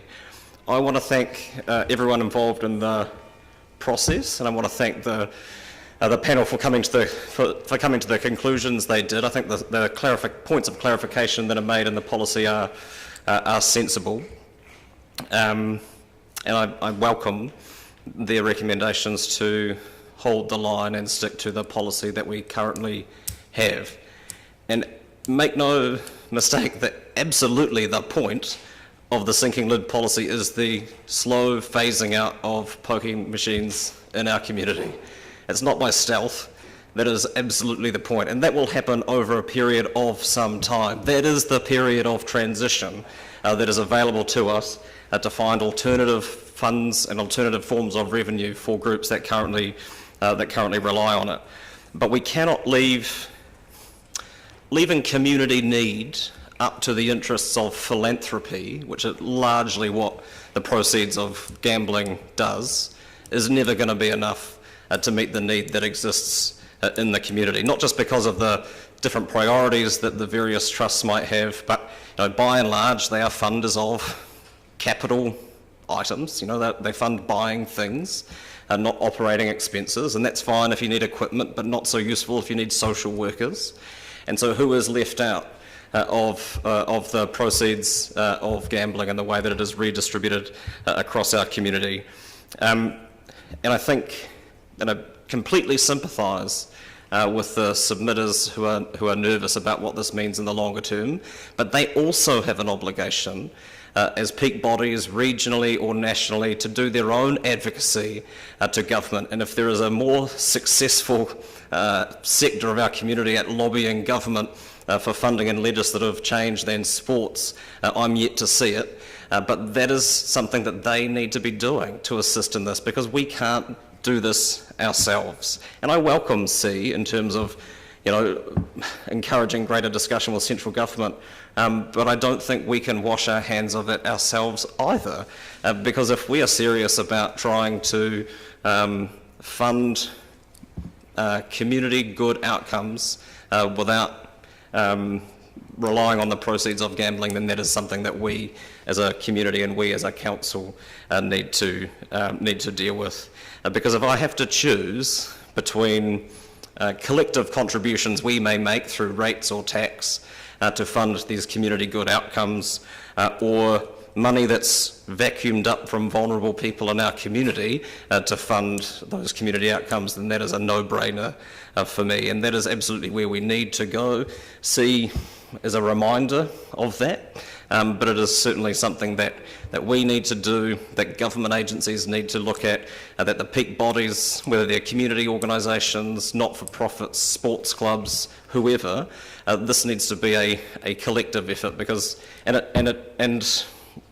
know, the arguments were made that the sky was going to fall in when council first adopted this policy, and that hasn't come to pass. You know, the addiction to tobacco advertising has already been referenced, and that didn't seem to destroy rugby league.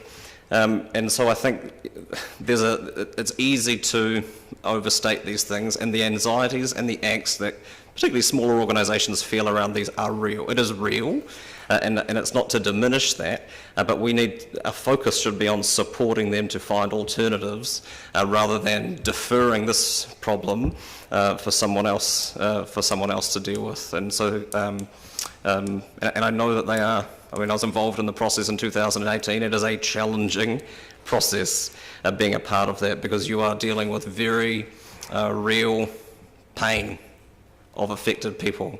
And I want to applaud again those people who had the courage to turn up and share their stories in a way that never really casts them in a flattering light personally, but they're prepared to do that in the interests of trying to get better public policy outcomes for impacted people in our community. And so I want to thank them in particular, and the organisations that support them in particular, for the work that they do.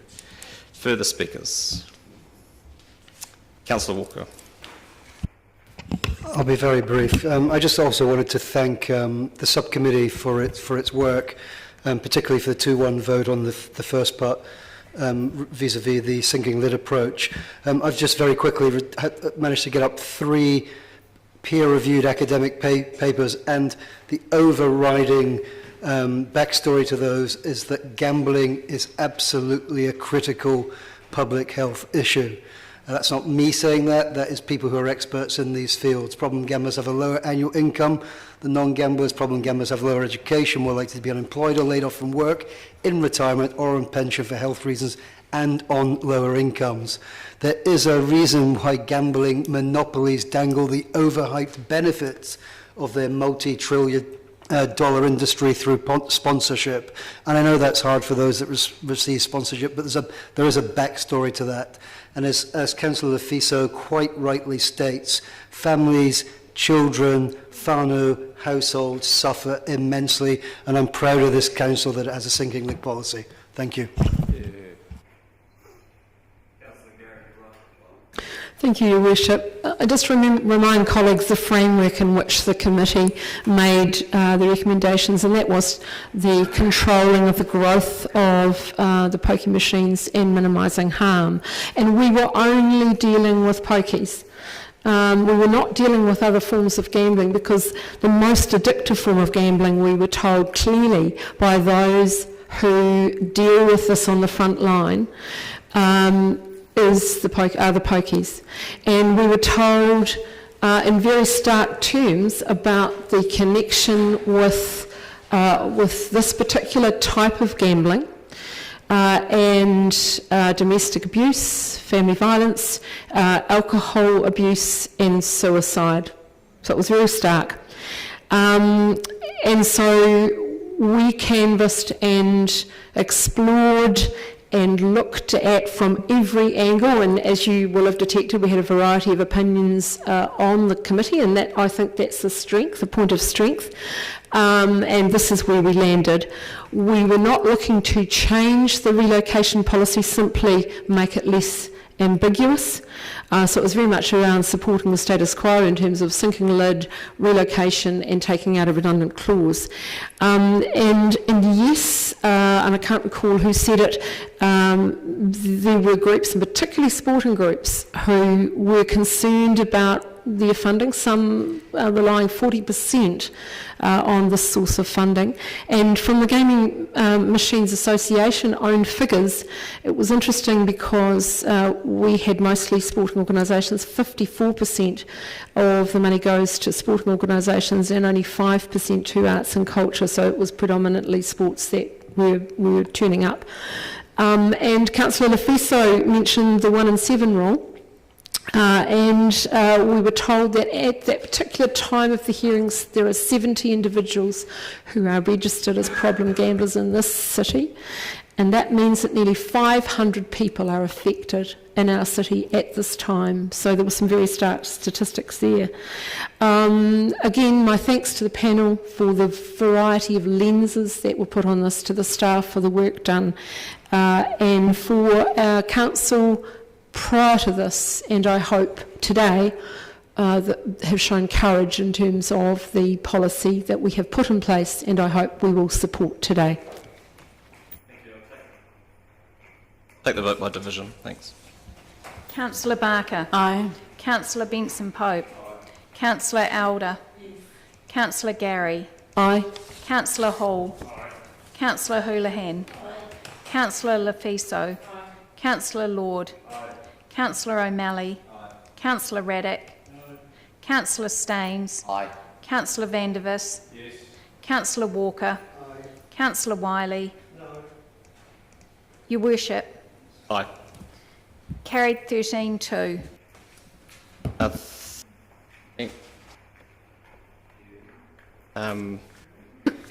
I'll move per the order paper that we move into non-public for the reasons outlined and adjourn the meeting. Seconded by Councillor Walker.